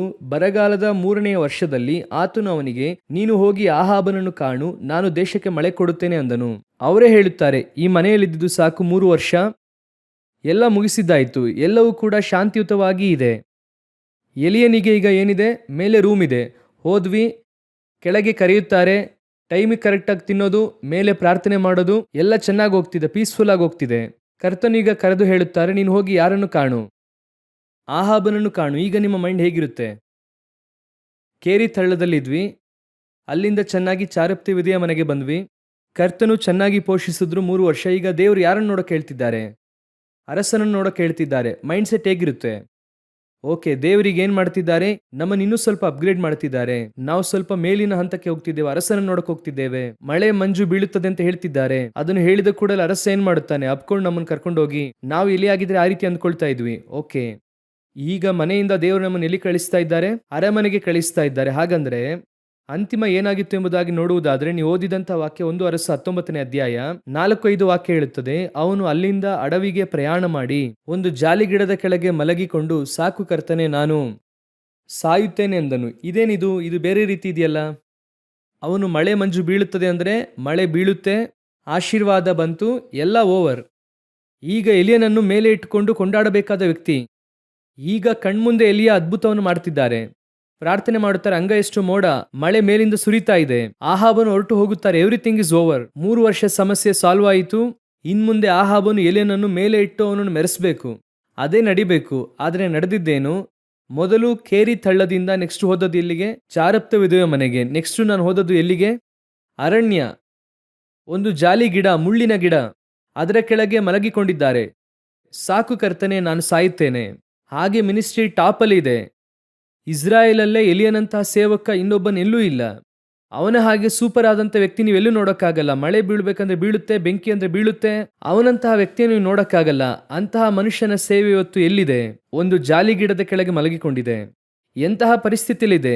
ದೇವರ ಮುಂದೆ ನಿಲ್ಲುವಂತ ನಾನು ಎಂಬುದಾಗಿ ಹೇಳಿದಂಥವನು, ನಾನು ಸೂಚಿಸಿದ ಮೇರೆಗೆ ನಡೆಯುವುದಿಲ್ಲ ಎಂಬುದಾಗಿ ಹೇಳಿದಂಥವರು, ಅಷ್ಟೊಂದು ಗಾಂಭೀರ್ಯತೆ ಇದ್ದಂಥವರು ಇವತ್ತು ಹೇಳುತ್ತಿದ್ದಾರೆ, ಸಾಕು ಕರ್ತನೆ, ಐ ಕ್ವಿಟ್, ನಾನು ಸಾಯುತ್ತೇನೆ, ಇದಕ್ಕೂ ಮೇಲೆ ನಾನು ಬದುಕೋಕೆ ಇಷ್ಟಪಡ್ತಿಲ್ಲ. ಇದುವೇ ನೀವು ಪ್ರಯಾಣ ಮಾಡಬೇಕಾಗಿರುವಂಥ ಮುಂದಿನ ಪಾರ್ಟ್. ಎಲ್ಲರ ಜೀವಿತದಲ್ಲೂ ನಿಶ್ಚಯವಾಗಿ ಒಂದು ಅರಣ್ಯದ ಮಾರ್ಗ ಉಂಟು. ಅರಣ್ಯವನ್ನು ನಾವು ಕ್ರಾಸ್ ಮಾಡದೆ ಪರಲೋಕಕ್ಕೆ ಹೋಗುವುದಕ್ಕೆ ಸಾಧ್ಯವೇ ಇಲ್ಲ. ಅನೇಕರು ಹೇಳುವಂಥ ಮಾತೇನು? ಅರಣ್ಯವೆಲ್ಲ ಇಲ್ಲವೇ ಇಲ್ಲ. ಬ್ಲೆಸ್ಸಿಂಗ್ ಆಗಿ ಮಾತಾಡಿ, ನೆಗೆಟಿವ್ ಆಗಿ ಮಾತಾಡಬೇಡಿ. ಬ್ಲೆಸ್ಸಿಂಗ್ ಆಗಿ ಮಾತಾಡಿ, ಪಾಸಿಟಿವ್ ಆಗಿ ಮಾತಾಡಿದ್ರೆ ಅದರ ಹೆಸರು ಮೋಟಿವೇಶನ್ ಸ್ಪೀಚ್. ನಾವೀಗ ಹೇಳುತ್ತೇವೆ, ಸಮಸ್ಯೆ ಬರುತ್ತದೆ ಜೀವಿತದಲ್ಲಿ, ಯಾವುದೋ ಒಂದು ಸ್ಥಳವನ್ನು ನೀವು ಕ್ರಾಸ್ ಮಾಡುತ್ತೀರಿ. ಈಗ ನೋಡಿರಿ, ಇಸ್ರಾಯೇಲ್ ಜನರು ಬರುತ್ತಾರೆ. ಅವರು ಕೆಂಪು ಸಮುದ್ರದ ಬಳಿಗೆ ಹೋಗದೆ ದೇವರೊಂದು ವೇಳೆ ಅಂದುಕೊಂಡಿದ್ರೆ ಕಾನಾನ್ಗೆ ಕರ್ಕೊಂಡು ಹೋಗ್ಬೋದಾಗಿತ್ತು. ನೀವು ಹೋಗಿ ಮ್ಯಾಪ್ ನೋಡಿ, ಆ ಕೆಂಪು ಸಮುದ್ರವನ್ನು ಮುಟ್ಟದೆ ಎಲ್ಲೋಗ್ಬೋದು? ಕಾನಾನ್ ಒಳಗೆ ಹೋಗಬಹುದು, ಮಾರ್ಗವಿದೆ. ಆದರೆ ದೇವರು ಅವರನ್ನು ಕೆಂಪು ಸಮುದ್ರದ ಮಾರ್ಗದಲ್ಲಿ ನಡೆಸಿದರು ಅಂತ ಇರುತ್ತದೆ. You must cross. ಒಂದು ಕೆಂಪು ಸಮುದ್ರ ಬರುತ್ತದೆ, ನಡುವೆ ಒಂದು ಅರಣ್ಯ ಬರುತ್ತದೆ. ಯಾರು ಬೇಕಾದ್ರೂ ಇರಲಿ, ಎಂತಹ ದೈವಿಕ ಮನುಷ್ಯನನ್ನು ನೀವು ತೆಗೆದು ನೋಡಿ. ಅಬ್ರಹಾಮನಾಗಿರಬಹುದು, ಒಂದು ಬರಗಾಲದಲ್ಲಿ ಹಾದು ಹೋದರು. ಈಸಾಕನು ಬರಗಾಲವನ್ನು ಹಾದು ಹೋದರು. ಯಾಕೋಬನು ಲಾಬಾನನ ಮನೆಯಲ್ಲಿ ಹೋಗಿ ಅರಣ್ಯದ ಮಾರ್ಗದಲ್ಲಿ ಹೋದರು. ಯೋಸೇಫನು ಅಣ್ಣಂದಿರಿಂದ ನಿರಾಕರಿಸಲ್ಪಟ್ಟು ಸೆರೆಮನೆಗೆ ಹೋದರು. ಇಸ್ರಾಯೇಲ್ ಜನರು 40 ವರ್ಷ ಅರಣ್ಯದಲ್ಲಿ ಸುತ್ತು ತಿರುಗಾಡಿದರು. ದಾನಿಯೇಲನು ಸೆರೆ ಹಿಡಿದು ಒಯ್ಯಲ್ಪಟ್ಟನು. ಮೊರ್ದೆಕಾಯ್ ಸೆರೆ ಹಿಡಿಯಲ್ಪಟ್ಟರು. ನೀವು ಬೈಬಲಲ್ಲಿ ಯಾರು ಬೇಕಾದ್ರೂ ನೋಡಿರಿ, ಅರಣ್ಯದ ಮಾರ್ಗ ಹೋಗದೇ ಇರುವಂಥವ್ರು ಇಲ್ಲ. ನಿಮ್ಮ ಜೀವಿತದಲ್ಲಿ ಯಾವುದೋ ಒಂದು ಸಿಚುವೇಶನ್ ಅಲ್ಲಿ ನೀವು ಅರಣ್ಯದ ಮಾರ್ಗವನ್ನು ಕ್ರಾಸ್ ಮಾಡ್ತೀರಾ. ಎಲ್ಲರಿಗೂ ಒಂದೇ ಅರಣ್ಯ ಇರುವುದಿಲ್ಲ. ಇವರಿಗೆ ಚೀನ್ ಅರಣ್ಯ ಇತ್ತು, ಅವನಿಗೆ ಬೇರ್ಷೆಬ ಅರಣ್ಯ ಇತ್ತು, ಪೌಲನಿಗೆ ದಮಸ್ಕ ಅರಣ್ಯ ಇತ್ತು. ಆದರೆ ಒಬ್ಬೊಬ್ಬರಿಗೂ ಒಂದೊಂದು ಅರಣ್ಯ ಇರುತ್ತದೆ. ಆ ಅರಣ್ಯವೇ ನಿಮ್ಮನ್ನು ರೂಪಿಸುತ್ತದೆ. ಆ ಅರಣ್ಯವೇ ನೀವು ಪ್ರಮಾಣವನ್ನು ಕಲಿತುಕೊಳ್ಳುವಂತೆ ಮಾಡುತ್ತದೆ. ಆ ಅರಣ್ಯವೇ ಇನ್ನೂ ನಿಮ್ಮಲ್ಲಿ ನಂಬಿಕೆಯನ್ನು ಉಂಟು ಮಾಡುತ್ತದೆ. ಈಗ ಇಸ್ರಾಯೇಲ್ ಜನರು ಅರಣ್ಯದ ಮಾರ್ಗದಲ್ಲಿ ಹೋಗಲಿಲ್ಲ ಅಂತ ಇಟ್ಕೊಳ್ಳಿ, ಅವ್ರು ಹೋಗಲಿಲ್ಲ. ಈಗ ಏನಾಗ್ತಿತ್ತು ಗೊತ್ತಾ, ಅವರ ಲೈಫಲ್ಲಿ ಅವರು ಮನ್ನಾ ನೋಡ್ತಾನೆ ಇರಲಿಲ್ಲ. ಯಾಕಂದ್ರೆ 3 ದಿನದಲ್ಲಿ ಇಸ್ರಾಯೇಲ್ಗೆ ಹೋಗ್ತಿದ್ರು. ಮನ್ನಾ ಅವ್ರು ನೋಡ್ತಿರ್ಲಿಲ್ಲ. ಬಂಡೆಯಿಂದ ನೀರು ನೋಡ್ತಾ ಇರಲಿಲ್ಲ. ಮೇಘಸ್ತಂಭ, ಅಗ್ನಿಸ್ತಂಭ ಯಾವುದನ್ನು ನೋಡ್ತಿರ್ಲಿಲ್ಲ. ಅವರ ಜೀವಿತವನ್ನು ರೂಪಿಸುವಂತ ಯಾವ ಕಾರ್ಯವೂ ನಡೀತಿರ್ಲಿಲ್ಲ. ನಂಬಿಕೆಗೆ ತಕ್ಕ ಕಾರ್ಯಗಳು ಯಾವುದೂ ಇರ್ತಿರ್ಲಿಲ್ಲ. ಅವ್ರು ಏನ್ ಮಾಡ್ತಿದ್ರು, ಐಗುಪ್ತ್ಯವನ್ನು ಕೊಳ್ಳೆ ಹೊಡೆದು ನೇರವಾಗಿ ಕಾನಾನ್ಗೆ ಹೋಗ್ತಿದ್ರು. ಅವ್ರಿಗೆ ಏನು ಕೂಡ ಗೊತ್ತಿಲ್ಲ. ಇಷ್ಟು ದೂರ ನಡೆಸಿಕೊಂಡು ಬಂದವನೇ ಗುಣಗುಟ್ಟುದ್ನಲ್ಲ, ಏನೂ ಇಲ್ಲದೆ ಕರ್ಕೊಂಡು ಹೋಗಿದ್ರೆ ಏನಾಗ್ತಿತ್ತು? ಅರಣ್ಯ ಯಾವಾಗಲೂ ನಿಮ್ಮನ್ನು ಏನ್ ಮಾಡುತ್ತದೆ? ರೂಪಿಸುತ್ತದೆ. ಆದ್ದರಿಂದ ಅರಸನಾದ ದಾವೀದನು ಹೇಳುತ್ತಾನೆ, ಉಪದ್ರವವು ನನಗೆ ಒಳಿತಾಯಿತು, ಯಾಕಂದ್ರೆ ಅದರಿಂದ ನಾನು ನಿಮ್ಮ ಪ್ರಮಾಣವನ್ನು ಕಲಿತುಕೊಂಡೆ. ಒಂದೊಂದು ಪರಿಸ್ಥಿತಿಯನ್ನು ನೀವು ಹಾದು ಬರುವಾಗ ಒಂದೊಂದು ಪಾಠ ನಿಮಗೆ ಸಿಗುತ್ತದೆ. ಆ ಪಾಠ ಕೇವಲ ನಿಮಗೆ ಸಂಬಂಧಪಟ್ಟದ್ದು ಮಾತ್ರವಲ್ಲ, ನಿಮ್ಮ ಸಂತತಿಗೆ ಸಂಬಂಧಪಟ್ಟದ್ದು, ಮುಂದಿನ ತಲೆಮಾರಿಗೆ ಸಂಬಂಧಪಟ್ಟದ್ದು. ಕೆಲವು ಸಮಯದಲ್ಲಿ ನೀವು ದೇವರನ್ನು ಅಂಗೀಕರಿಸಿಕೊಂಡಿರುತ್ತೀರಾ. ನಾನು ಒಂದು ಸಾಕ್ಷಿಯನ್ನು ಕೇಳಿದೆ. ಒಬ್ಬ ಸಹೋದರಿ ದೇವರನ್ನು ಅಂಗೀಕರಿಸಿಕೊಂಡಿದ್ದಾರೆ, ನಂಬಿಕೆಯಲ್ಲಿ ಚೆನ್ನಾಗಿದ್ದಾರೆ, ಆದರೆ ಅವರಿಗೆ ಮಕ್ಕಳಿಲ್ಲ. ಅವರು ಪ್ರಾರ್ಥಿಸುತ್ತಾರೆ, ಗೋಳಾಡುತ್ತಾರೆ, ಆದರೂ ಕೂಡ ಅವರಿಗೆ ಮಕ್ಕಳಿಲ್ಲ. ಯಾಕೆ ಅಂತ ಕೂಡ ಗೊತ್ತಿಲ್ಲ. ಅವರಿದ್ದ ಸ್ಥಳಕ್ಕೆ ಇನ್ನೊಬ್ಬ ಸಹೋದರಿ ಅವರ ಹತ್ರ ಬರುತ್ತಾರೆ. ಅವ್ರು ಬಂದು ಹೇಳುತ್ತಾರೆ, ನಾನು ಮದುವೆಯಾಗಿ 10 ವರ್ಷ ಆಯಿತು, ನನಗಿನ್ನೂ ಮಕ್ಕಳಿಲ್ಲ. ನಮ್ಮ ಅತ್ತೆ ನಾನು ಹಿಂಸೆ ಮಾಡ್ತಾ ಇದ್ದಾರೆ, ನಾನು ಸೂಸೈಡ್ ಮಾಡ್ಕೊಳ್ಳೋಣ ಅನ್ಕೊಂಡಿದ್ದೇನೆ. ಆ ಸಹೋದರಿಯ ನೋವು ಏನೆಂಬುದಾಗಿ ಈ ಸಹೋದರಿಗೆ ಮಾತ್ರ ಗೊತ್ತು. ಇವರು ಆ ಸಹೋದರಿಗೆ ಆಲೋಚನೆ ಕೊಡುತ್ತಾರೆ. ಇವರಿಗೆ ಆನಂತರ ಮಗು ಹುಟ್ಟುತ್ತದೆ. ಆಮೇಲೆ ಇವ್ರು ಹೇಳುತ್ತಾರೆ, ನನಗೆ ಮಗು ಕೊಟ್ಟಂತ ದೇವರು ನಿಮಗೂ ಕೂಡ ಕೊಡುವುದಕ್ಕೆ ಶಕ್ತನಾಗಿದ್ದಾನೆ. ಇವರು ಅವರಿಗೆ ಪಾಠವಾಗಿ ಮಾರ್ಪಟ್ಟರು. ಈ ರೀತಿಯಾಗಿ ಎಲ್ಲರ ಜೀವಿತದಲ್ಲೂ ಇದೆ. ನಿಮ್ಮನ್ನು ಆ ರೀತಿಯಾಗಿ ನಡೆಸುವುದಕ್ಕಿಂತ ಮುಂಚೆ ಕರ್ತನು ನಿಮ್ಮನ್ನು ಮಾತ್ರ ಅರಣ್ಯದಲ್ಲಿ ನಡೆಸ್ತಿಲ್ಲ, ನಿಮ್ಮ ಮೂಲಕ ಒಂದು ಸಂತತಿಯನ್ನು ಕಾಪಾಡುವುದಕ್ಕಾಗಿ ನಡೆಸ್ತಿದ್ದಾರೆ. ನೀವೊಂದು ಸಂತತಿಗೆ ಗುರುತು, ನೀವೊಂದು ಸಂತತಿಗೆ ಮುನ್ನುದಾಹರಣೆ, ಅದಕ್ಕಾಗಿ ನಡೆಸ್ತಾ ಇದ್ದಾರೆ. ಈಗ ಯೋಚನೆ ಮಾಡಿ ನೋಡಿ, ಇಸ್ರಾಯೇಲ್ ಜನರು ಅರಣ್ಯಕ್ಕೆ ಹೋದರು. ಆ ನಂತರವಾಗಿ 4000 ವರ್ಷಗಳಿಂದ ನಾವು ಅದನ್ನು ಓದುತ್ತಲೇ ಇದ್ದೇವೆ. ನಾವು ಹಾದು ಹೋಗುವಾಗ ಅದನ್ನು ಓದ್ತೇವೆ, ಹಾಡಾಗಿ ಆಡುತ್ತೇವೆ, ನಂಬಿಕೆಯಲ್ಲಿ ಬೆಳೆಯುತ್ತೇವೆ. ಕರ್ತನು ನಮ್ಮನ್ನು ಕಾಪಾಡುತ್ತಾರೆ ಆ ನಂಬಿಕೆಗೆ ತಕ್ಕ ಹಾಗೆ. ಹಲ್ಲೆಲೂಯಾ. ಹಾಗಾದ್ರೆ ನೀವು ಹಾದು ಹೋಗಬೇಕಾದ ಜಾಗ ಯಾವುದು? ಅರಣ್ಯ ಎನ್ನುವಂಥದ್ದು ಬರುತ್ತದೆ, ಎಲ್ಲಾ ಕಾಲದಲ್ಲೂ ಬರುತ್ತದೆ. ಒಂದು ಅರಣ್ಯ ಇದ್ದೇ ಇರುತ್ತದೆ. ಹಾಗಾದರೆ ಚೆನ್ನಾಗಿ ತಿಳಿದುಕೊಳ್ಳಿರಿ, ಲೋಕದಲ್ಲಿ ನಿಮಗೆ ಉಪದ್ರವಗಳು ಉಂಟು. ನೀವು ಕೆಲವು ಸಮಯದಲ್ಲಿ ಅದನ್ನು ಹಾದು ಹೋಗಬೇಕಾದ ಪರಿಸ್ಥಿತಿ ಬರುತ್ತದೆ. ಆದರೆ ಒಂದೇ ಒಂದು ಭರವಸೆ ಮಾತ್ರ ಅದರಲ್ಲಿದೆ. ನಾನು ಹೇಳುತ್ತೇನೆ, ಅರಣ್ಯದಲ್ಲಿ ನೀವು ಯಾವತ್ತೂ ಕೂಡ ಮಧ್ಯದಲ್ಲಿ ಸಾಯುವುದೇ ಇಲ್ಲ. ಅರಣ್ಯವನ್ನು ಕ್ರಾಸ್ ಮಾಡುತ್ತೀರಾ ಬಿಟ್ರೆ ಆ ಅರಣ್ಯವು ಯಾವತ್ತೂ ಕೂಡ ನಿಮ್ಮನ್ನು ಕೊಂದು ಹಾಕುವುದಿಲ್ಲ. ಇದುವರೆಗೂ ದೇವರನ್ನು ನಂಬದೇ ಇರುವಂಥವರು ಸತ್ತವರೇ ಅರಣ್ಯದಲ್ಲಿ ಇದ್ದಾರೆ ಬಿಟ್ರೆ ಕರ್ತನನ್ನು ನಂಬಿ ಒಬ್ಬನು ಕೂಡ ಅರಣ್ಯದಲ್ಲಿ ಸತ್ತದ್ದೇ ಇಲ್ಲ. ನನಗೆ ಒಂದನ್ನು ಹೇಳಿಕೊಟ್ರು ದೇವರು. ಸಮಸ್ಯೆ ಬರುವಾಗ, ಬಹಳ ಸೀರಿಯಸ್ ಸಮಸ್ಯೆ. ನಾನು ಇದೇ ಮಾತನ್ನು ದೇವರಿಗೆ ಹೇಳಿದ್ದೇನೆ, ಸಾಕು ಕರ್ತನೆ, ನಾನು ಸಾಯುತ್ತೇನೆ. ಇದೇ ಮಾತನ್ನು ಹೇಳಿದ್ದೇನೆ, ದೇವರು ನಾನು ಬದುಕೋಕೆ ಇಷ್ಟಪಡ್ತಿಲ್ಲ. ಇಂತಹ ಪರಿಸ್ಥಿತಿ ಬಂದಾಗ ದೇವರು ನನಗೆ ಹೇಳಿದ್ದು, ಇಷ್ಮಾಯೇಲನು ಎನ್ನುವಂಥ ಒಬ್ಬ ಯವನಸ್ಥನು, ಅವನನ್ನು ಅವನ ತಾಯಿ ಅರಣ್ಯಕ್ಕೆ ಕರ್ಕೊಂಡು ಹೋಗ್ತಾರೆ. ಆಕೆ ಕರ್ಕೊಂಡು ಹೋಗ್ಬೇಕಾದ್ರೆ ಅವನಿಗೆ ಒಂದು 16ರಿಂದ 20 ವರ್ಷ ಇರುತ್ತೆ. ಯಾರಿಗೆ? ಆ ಇಷ್ಮಾಯೇಲನಿಗೆ. ಆ ಮಗುವನ್ನು ಕರ್ಕೊಂಡು ಹೋಗ್ತಾರೆ. ದಾಹ, ನೀರಿಲ್ಲ, ಜಾಲಿಗಿಡದ ಕೆಳಗೆ ಮಲಗಿಸುತ್ತಾರೆ. ಇದೇ ಸ್ಥಳ ಬೇರ್ಷೆಬ ಅರಣ್ಯವೇ. ಅವನು ಕೂಡ, ಅವನ ತಾಯಿ ಜಾಲಿಗಿಡದ ಕೆಳಗೆ ಮಲಗಿಸ್ತಾರ ಅವನ್ನ. ಆದರೆ ಆ ಮನುಷ್ಯನನ್ನು ಸಾಯಗೊಡಿಸದೆ ಕರ್ತನ ಒಂದು ನೀರು ಬುಗ್ಗೆಯನ್ನು ಹುಟ್ಟಿಸಿ ಅವನನ್ನು ಪೋಷಿಸುವುದಕ್ಕೆ ಶಕ್ತರಾಗಿದ್ದರು. ಆದರೆ ಆ ಇಷ್ಮಾಯೇಲನು ಯಾರು ಗೊತ್ತಾ? ದುಷ್ಟ ಮನುಷ್ಯನೆಂಬುದಾಗಿ ವಾಕ್ಯ ಹೇಳುತ್ತದೆ. ನಿನಗೆ ಒಬ್ಬ ಮಗನನ್ನು ಕೊಡುತ್ತೇನೆ, ಅವನಿಗೆ ಇಷ್ಮಾಯೇಲನೆಂಬುದಾಗಿ ಹೆಸರಿಡು. ಅವನು ದುಷ್ಟ ಮನುಷ್ಯನಾಗಿರುತ್ತಾನೆ. ಒಬ್ಬ ದುಷ್ಟ ಮನುಷ್ಯನು, ಅವನ ಶಬ್ದ, ಅವನ ಕಣ್ಣೀರಿನ ಕೂಗು, ಅದಕ್ಕೆ ದೇವರು ಕಿವಿಗೊಟ್ಟು ಅರಣ್ಯದಲ್ಲಿದ್ದಂಥ ಒಬ್ಬ ದುಷ್ಟ ಮನುಷ್ಯನಿಗೆ ದೇವರು ಸಹಾಯ ಮಾಡುತ್ತಾರೆ. ಆದರೆ ಅವರ ರಕ್ತದಿಂದ ವಿಮೋಚಿಸಲ್ಪಟ್ಟಂತಹ ನಿಮ್ಮನ್ನು ಮತ್ತು ನನ್ನನ್ನು ಒಂದು ದಿನವೂ ಕೂಡ, ಯಾವತ್ತೂ ಕೂಡ ದೇವರು ನಮ್ಮನ್ನು ಅರಣ್ಯದಲ್ಲಿ ಸಾಯುವುದಕ್ಕೆ ಬಿಡುವುದೇ ಇಲ್ಲ. ಒಂದು ದಿನವೂ ಬಿಡುವುದಿಲ್ಲ. ನೀವು ನಂಬಿಕೆಯಿಂದ ಇರ್ರಿ, ಆದರೆ ಅರಣ್ಯ ಬರುತ್ತದೆ. ಬರದ ಹಾಗೆಲ್ಲ ಇರೋದಿಲ್ಲ. Without pain no gain. ಆದರೆ ಈ ರೀತಿಯಾಗಿ ತಪ್ಪಾಗಿ ಒಬ್ಬ ಪ್ರಸಂಗ ಮಾಡುತ್ತಾ ಇದ್ದಾರಲ್ವಾ, ನಿಮ್ಮ ಜೀವಿತದಲ್ಲಿ ಅರಣ್ಯವೇ ಇಲ್ಲ, ಕಷ್ಟವೇ ಇಲ್ಲ ಎಂಬುದಾಗಿ. ಆದರೆ ನಿಜವಾಗ್ಲೂ ಅವರ ಜೀವಿತದಲ್ಲೇ ಇದೆ, ಅವರ ಲೈಫಲ್ಲೇ ಇದೆ. ಆದರೆ ಮರೆ ಮಾಡಿಕೊಂಡು ನಿಮ್ಮನ್ನು ಏಮಾರಿಸ್ತಿದ್ದಾರೆ, ಮರೆ ಮಾಡಿ ಏಮಾರಿಸ್ತಿದ್ದಾರೆ. ಗಮನಿಸಿರಿ, ನಾವು ಹಾದು ಹೋಗಬೇಕಾದ ಮಾರ್ಗದಲ್ಲಿ ಕೆಲವು ಸಮಯಗಳಲ್ಲಿ ಮೃಗಗಳು ಬರುತ್ತದೆ. ಯೇಸು ಕಾಡು ಮೃಗಗಳೊಂದಿಗೆ ಸಂಚರಿಸಿದರು. ಕೆಲವು ಅರಣ್ಯಗಳು ಬರುತ್ತದೆ, ಕೆಲವು ಮುಳ್ಳುಗಿಡಗಳು ಬರುತ್ತದೆ. ಆದರೆ ದೇವರು ಹೇಗೆ ಪೋಷಿಸುತ್ತಾರೆ ಗೊತ್ತಾ? ಓದಿರಿ, 1 ಅರಸರುಗಳ ಪುಸ್ತಕ 19ನೇ ಅಧ್ಯಾಯ 5ನೇ ವಾಕ್ಯ ಓದಿರಿ. ಅದೇ ಗಿಡದ ಕೆಳಗೆ ಮಲಗಿಕೊಂಡು ನಿದ್ರೆ ಮಾಡಿದನು. ಪಕ್ಕನೆ ಒಬ್ಬ ದೇವದೂತನು ಅವನನ್ನು ತಟ್ಟಿ, ಎದ್ದು ಊಟ ಮಾಡು ಎಂದು ಹೇಳಿದನು. ಎಲಿಯನು ಎದ್ದು ನೋಡಲಾಗಿ ಕೆಂಡದ ಮೇಲೆ ಸುಟ್ಟ ರೊಟ್ಟಿಯು 1 ತಂಬಿಗೆ ನೀರು ತನ್ನ ತಲೆಯ ಹತ್ತಿರ ಇರುವುದನ್ನು ಕಂಡು ಅವುಗಳನ್ನು ತೆಗೆದುಕೊಂಡು ತಿಂದು ಕುಡಿದು ತಿರುಗಿ ಮಲಗಿದನು. ಈಗ ಚಾರಪ್ತ ವಿಧವೆಯ ಮನೆಯೂ ಇಲ್ಲ, ಊರೊಳಗೆ ಹೋಗೋಕೆ ಆಗಲ್ಲ. ಹೇಳಿದ್ದಾರೆ, ನಾಳೆ ಇಷ್ಟೊತ್ತಿಗೆ ನಿನ್ನ ತಲೆ ತೆಗೆಯಲಾಗುವುದು. ಕೇರಿ ತಳ್ಳದಲ್ಲಿ ನೀರು ಬತ್ತೋಯಿತು, ಅಲ್ಲೂ ಹೋಗಕ್ಕಾಗಿಯೂ ತರುವುದಿಲ್ಲ. ಒಂದು ಕಡೆ ಇಸಬೆಲ್ ಕಡೆಯವರು ಹುಡುಕುತ್ತಿದ್ದಾರೆ, ಇನ್ನೊಂದು ಕಡೆ ಆಚೆ ಓಡಿಸ್ತಿದ್ದಾರೆ. 24 hours ಟೈಮ್, ಎಲ್ಲಿಂದಲೂ ಆಹಾರ ಬರುವುದಿಲ್ಲ ಅಂತ ಪರಿಸ್ಥಿತಿ ಬರುತ್ತದೆ. ದೇವರು ಹೇಳುತ್ತಾರೆ, ಈ ಲೋಕದಲ್ಲಿ ಈ ಭೂಮಿಯಲ್ಲಿ ಒಬ್ಬನನ್ನು ಪೋಷಿಸುವುದಕ್ಕೆ ಆಗಲ್ಲ ಅಂದರೆ ಚಿಂತಿಸಬೇಡ. ಪರಲೋಕದಿಂದ ನೇರವಾಗಿ ನಿನ್ನನ್ನು ಪೋಷಿಸುವುದಕ್ಕೆ ದೇವರು ಶಕ್ತರಾಗಿದ್ದಾರೆ. ದಿ ಹೆವೆನ್ಲಿ ಗೈಡೆನ್ಸ್ ಬರುತ್ತದೆ. ಹೇಗ್ರಿ ಬರುತ್ತದೆ? ದೂತನೇ ಕೊಂಡು ಬರುತ್ತಾನೆ. ನಡೆಯುತ್ತದ ಅಂದರೆ ನಡೆಯುತ್ತದೆ. ದೇವರಿಂದ ಆಗದೇ ಇರುವಂಥ ಕಾರ್ಯ ಒಂದೂ ಇಲ್ಲ. ಎಲ್ಲರೂ ಕೂಡ ಸೇರಿ ಮಾರ್ಗವನ್ನು ತಡೆದು ಎಲ್ಲ ಕಾರ್ಯಗಳನ್ನು ಮುಗಿಸಿ, ಇವನು ಹೋದ, ಇವನಿಲ್ಲ, ಇವನ ಕತೆ ಇಲ್ಲಿಗೆ ಮುಗಿಯುತ್ತೆ ಎಂದು ಹೇಳುತ್ತಾರೆ. ಪರಲೋಕ ಹೇಳುತ್ತದೆ, ನಾನು ಹೇಳುವ ತನಕ ಒಬ್ಬನೂ ನಿನ್ನನ್ನು ಸಾಯಿಸುವುದಕ್ಕೆ ಆಗಲ್ಲ. ನಿನ್ನನ್ನು ಜೀವಂತವಾಗಿಟ್ಟಿರುವಂಥ ದೇವರು ನಾನು, ನಿನ್ನನ್ನು ಪೋಷಿಸುವುದು ನಾನು. ಹೇಗೆ ಪೋಷಿಸುತ್ತೇನೆ, ಯಾವ ರೀತಿ ಅಂತ ಕೇಳಬೇಡ. ನೆನೆಸದ ರೀತಿಯಲ್ಲಿ ದೇವರು ಪೋಷಿಸುತ್ತಾರೆ. ಎದುರು ನೋಡದೇ ಇರುವಂಥ ಮಾರ್ಗದಲ್ಲಿ ಬರುತ್ತದೆ. ಹೇಗೆ ಬರುತ್ತದೆ ಗೊತ್ತಿಲ್ಲ, ಬರುತ್ತೆ. ಅವರು ಒಂದು ವೇಳೆ ಅಂದುಕೊಂಡ್ರು ಅಂತ ಇಟ್ಕೊಳ್ಳಿ. ಸಮೀಪದಲ್ಲಿ ಇಲ್ಲೇ ಒಂದು ಸಾಕ್ಷಿ ನಡೆಯಿತು, ನಿಮ್ಮ ಸಮೀಪದಲ್ಲೇ ಮೇಟುಪಾಳ್ಯಂ ಪಕ್ಕದಲ್ಲಿರುವಂತಹ ಅನ್ನೂರ್ ಪಕ್ಕದಲ್ಲಿದ್ದಂಥ ಸಾಕ್ಷಿ. ಆ ಒಂದು ಸೇವಕರು ಹೇಳಿದ್ರು, ಭಯಂಕರ ಕಷ್ಟ, ಭಯಂಕರ ಕಷ್ಟ. ಅವರ ಮನೆಯಲ್ಲಿ ಹೆಂಡತಿ ಮಕ್ಕಳಿಗೆ ಊಟಕ್ಕೂ ಕೂಡ ಹಾಕದೇ ಇರುವಂಥ ಪರಿಸ್ಥಿತಿಯಲ್ಲಿದ್ದಾರೆ. ಅವರು ಸೇವಕರಾದರೆ ಆ ಪರಿಸ್ಥಿತಿಯಲ್ಲಿದ್ದಾರೆ. ಬೆಳಗ್ಗೆ 5 ಗಂಟೆಗೆ ಒಬ್ಬ ಮನುಷ್ಯ ಬಾಗಿಲು ತಟ್ತಿದ್ದಾರೆ. ಅವ್ರು ಎಲ್ಲಿದ್ದಾರೆ ಅಂದರೆ ಅವರ ಮನೆಯಿಂದ ಒಂದು 65 ಕಿಲೋಮೀಟರ್ ದೂರದಲ್ಲಿದ್ದಾರೆ. ಒಬ್ಬ ಶ್ರೀಮಂತರು. ಅವರ ಹತ್ರ ದೇವರು ಮಾತನಾಡಿದ್ರಂತೆ, ನನ್ನ ಮಗ ಊಟಕ್ಕೆ ಕಷ್ಟಪಡುತ್ತಿದ್ದಾನೆ, ನೀನು ಎಲ್ಲವನ್ನು ತೆಗೆದುಕೊಂಡು ಅವನು ಎಚ್ಚರವಾಗುವ ಮುನ್ನವೇ ತೆಗೆದುಕೊಂಡು ಹೋಗಿ ಕೊಡು ಅಂತ ಹೇಳಿದ್ರಂತೆ. ಅವನು ಬೆಳಗ್ಗೆನೇ ಇಷ್ಟೊತ್ತಿಗೆ ಪ್ರಾರ್ಥನೆ ಆರಂಭಿಸುತ್ತಾನೆ. ಅವರು ಪ್ರಾರ್ಥನೆ ಆರಂಭಿಸುವಷ್ಟರಲ್ಲಿ ನೀವು ಕೊಡಬೇಕು. ಆ ಮನುಷ್ಯ ರಾತ್ರಿನೇ ಎದ್ದು ಹೋಗಿ ಆ ದಿನಸಿ ಪದಾರ್ಥಗಳನ್ನೆಲ್ಲ ತೆಗೆದುಕೊಂಡು ಬೆಳಗ್ಗೆ 4 ಗಂಟೆಗೆ ಮನೆಯಿಂದ ಹೊರಟು 5 ಗಂಟೆಗೆಲ್ಲ ಕೊಟ್ಬಿಟ್ರು. ಕರ್ತನು ನೆನೆಸಿದ್ರು ಅಂದರೆ ಯಾರನ್ನು ಮಲಗುವುದಕ್ಕೆ ಬಿಡುವುದಿಲ್ಲ, ನಮ್ಮನ್ನು ಪೋಷಿಸುವುದಕ್ಕೆ. ಕರ್ತನು ಎಂತಹ ಉನ್ನತನಾದ ದೇವರು. ಆತನನ್ನು ನಂಬಿ ಬಂದವರಿಗೆ ದೇವರು ಯಾವತ್ತೂ ಕೂಡ ಅರಣ್ಯದಲ್ಲಿ ಕೈ ಬಿಡುವುದೇ ಇಲ್ಲ, ಯಾವತ್ತೂ ಬಿಡುವುದಿಲ್ಲ. ಸುಡಲ್ಪಟ್ಟ ರೊಟ್ಟಿಯು ಬರುತ್ತದೆ. ಪರಲೋಕದಿಂದ ದೇವರಿಂದ ಕೊಡಲ್ಪಡುವಂಥ ಬ್ಲೆಸ್ಸಿಂಗ್ ಬರುತ್ತದೆ. ಇದು ಚಾರಪ್ತ ವಿಧವೆಯ ಮನೆಯ ಹಿಟ್ಟು ಅಲ್ಲ, ಕಾಗೆ ತೆಗೆದುಕೊಂಡು ಬಂದಂಥ ಮಾಂಸದ ತುಂಡು ಅಲ್ಲ. ಪರಲೋಕದಿಂದ ಬರುತ್ತದೆ. ದೂತನು ತೆಗೆದುಕೊಂಡು ಬರುತ್ತಾನೆ. ಹೇಗೆ ಬರುತ್ತದೆ, ಎಲ್ಲಿಂದ ಬರುತ್ತದೆ ಗೊತ್ತಿಲ್ಲ. ಇಂದು ಮುಂದೆ ಗೊತ್ತಿಲ್ಲದೇ ಇರುವಂಥ ವ್ಯಕ್ತಿಯಿಂದ ಕಳಿಸುತ್ತಾರೆ. ದೂತನ ಹಾಗೆ ಬರುತ್ತಾನೆ, ಕೊಟ್ಬಿಟ್ಟು ಹೋಗ್ತಾ ಇರ್ತಾನೆ. ಗಮನಿಸಿರಿ, ಯಾಕೆ ಹೇಳುತ್ತೇನೆಂದರೆ ಅನೇಕ ಸಮಯದಲ್ಲಿ ಪರಲೋಕ ನಮ್ಮನ್ನು ಹೇಗೆ ಕಾಪಾಡುತ್ತದೆ ಅಂತ ಗೊತ್ತಿಲ್ಲ. ಒಂದೊಂದು ನಿಮಿಷವೂ ಕಾಪಾಡುತ್ತಾ ಇದೆ, ಒಂದೊಂದು ಸೆಕೆಂಡು ಕಾಪಾಡುತ್ತಿದೆ.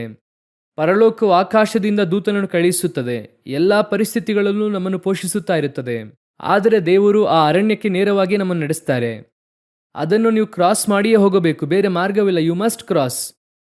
ಈಗ ಅರಣ್ಯಕ್ಕೆ ನೆಕ್ಸ್ಟು ನಂತರ ಸುಡಲ್ಪಟ್ಟ ರೊಟ್ಟಿಯನ್ನು ಕೊಟ್ಟಿದ್ದಾಯಿತು, ಎಲೆಯನ್ನು ತಿಂದ್ರು, ಚೆನ್ನಾಗಿ ಪೋಷಿಸಿದ್ದಾಯಿತು. ಈಗ ಓದಿರಿ 1 ಅರಸರುಗಳ ಪುಸ್ತಕ 19ನೇ ಅಧ್ಯಾಯ 8 ಹಾಗೂ 9ನೇ ವಾಕ್ಯವನ್ನು ಓದಿರಿ. ಅವನು ಎದ್ದು ತಿಂದು ಕುಡಿದು ಅದರ ಬಲದಿಂದ 40 ದಿವಸ ಹಗಲಿರುಳು ಪ್ರಯಾಣ ಮಾಡಿ ದೇವಗಿರಿಯಾದ ಹೋರೇಬಿಗೆ ಮುಟ್ಟಿ ಅಲ್ಲಿನ ಒಂದು ಗವಿಯಲ್ಲಿ ಇಳುಕೊಂಡನು. ಆಗ ಅವನಿಗೆ ಯೆಹೋವನಿಂದ, ಎಲಿಯನೇ, ನೀನು ಇಲ್ಲೇನು ಮಾಡುತ್ತೀ ಎಂಬ ವಾಣಿಯು ಕೇಳಿಸಿತು. ಇದುವೇ ಫೈನಲ್, ಇದುವೇ ಕಡೆಯದಾಗಿ. ಯಾಕೆ ಹೇಳುತ್ತಿದ್ದೇನೆ ಅಂದರೆ ನಿಮ್ಮ ಶೋಧನೆಯ ಕಡೆಯ ಪಾರ್ಟ್ ಇದುವೇ. ಈಗ ಎಲಿಯನು ಕರ್ತನು ಸುಡಲ್ಪಟ್ಟಂಥ ರೊಟ್ಟಿ ಕೊಟ್ಟರು, ನೀರನ್ನು ಕೊಟ್ಟರು. ಅದು ಎಂತಹ ಒಂದು ಬಲ ಎಂಬುದಾಗಿ ಕೇಳುವುದಾದರೆ ಹಗಲು ರಾತ್ರಿ 40 ದಿವಸ ನಡೆಯುವುದಕ್ಕೆ ಬೇಕಾದಷ್ಟು ಬಲ ಆ ರೊಟ್ಟಿ ಮತ್ತು ನೀರಲ್ಲಿತ್ತು. ಅದುವೇ ಕರ್ತನ ವಾಕ್ಯ, ಪರಲೋಕದಿಂದ ನಿಮಗೆ ಕೊಡಲ್ಪಡುವಂಥ ವಾಕ್ಯ. ಅದು ಯಾವ ರೀತಿಯಾಗಿರುತ್ತದೆ ಎಂಬುದಾಗಿ ನೋಡುವುದಾದರೆ ನಿಮ್ಮ ಜೀವಿತವೆಲ್ಲ ನಡೆಸುವುದಕ್ಕೆ ಬೇಕಾದಂತಹ ಸೇವೆಯನ್ನು ನಡೆಸಬೇಕಾದಂಥ ವಾಗ್ದಾನಗಳನ್ನು ಒಂದೇ ವಾಗ್ದಾನದಲ್ಲಿ ದೇವರು ನಡೆಸುವುದಕ್ಕೆ ಶಕ್ತರಾಗಿದ್ದಾರೆ. ಹಗಲು ರಾತ್ರಿ 40 ದಿವಸಗಳ ಕಾಲ ನಡೆದು ಅವರು ಹೋಗುತ್ತಾರೆ. ಆದರೆ ದೇವರು ಕೇಳುವಂಥ ಪ್ರಶ್ನೆ ಓದಿರಿ, ಆ ವಾಕ್ಯ ಓದಿರಿ, 9ನೇ ವಾಕ್ಯ ಓದಿರಿ. ಅಲ್ಲಿನ ಒಂದು ಗವಿಯಲ್ಲಿ ಇಳುಕೊಂಡನು. ಆಗ ಅವನಿಗೆ ಯೆಹೋವನಿಂದ, ಎಲಿಯನೇ, ನೀನಿಲ್ಲೇನು ಮಾಡುತ್ತೀ ಎಂಬ ವಾಣಿಯು ಕೇಳಿಸಿತು. ಯಾಕೆ ದೇವರಿಗೆ ಗೊತ್ತಿಲ್ವಾ ಎಲಿಯ ಯಾಕಿಲ್ಲಿ ಬಂದಿದ್ದಾನೆ ಅಂತ? ಈಗ ಎಲಿಯ ಕೂತು ಎಕ್ಸ್ಪ್ಲೇನ್ ಮಾಡುತ್ತಾರೆ ದೇವರಿಗೆ. ಯಾವ ಎಕ್ಸ್ಪ್ಲನೇಷನ್ ಗೊತ್ತಾ? ನಾನೊಬ್ಬನು ಮಾತ್ರ ಉಳಿದಿದ್ದೇನೆ, ಎಲ್ಲರನ್ನೂ ಸಾಯಿಸಿದ್ದಾರೆ, ಎಲ್ಲರೂ ಸತ್ತಿದ್ದಾರೆ, ನಾನು ಮಾತ್ರ ಉಳಿದಿದ್ದೇನೆ.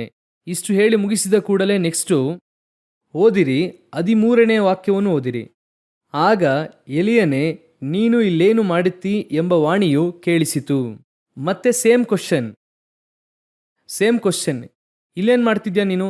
ನಮ್ಮ ಭಾಷೆಯಲ್ಲಿ ಕೇಳುವುದಾದರೆ ನೀನು ಇಲ್ಲೇನು ಮಾಡ್ತಿದ್ಯಾ ಅಂತ ಹೇಳ್ತೀವಿ. ಇವನು ಬಂದದ್ದೇ ಅವ್ರು ಕೊಟ್ಟಂತ ಆಹಾರದಿಂದ ಬಂದ. 40 ದಿವಸ ಹಗಲು ರಾತ್ರಿ ಬಂದಿದ್ದಾನೆ. ಆದರೆ ಇಲ್ಲಿ ಬಂದ ಕೂಡಲೇ ದೇವರು ಕೇಳುತ್ತಾರೆ, ಇಲ್ಲೇನು ಮಾಡ್ತಾ ಇದೀಯಾ?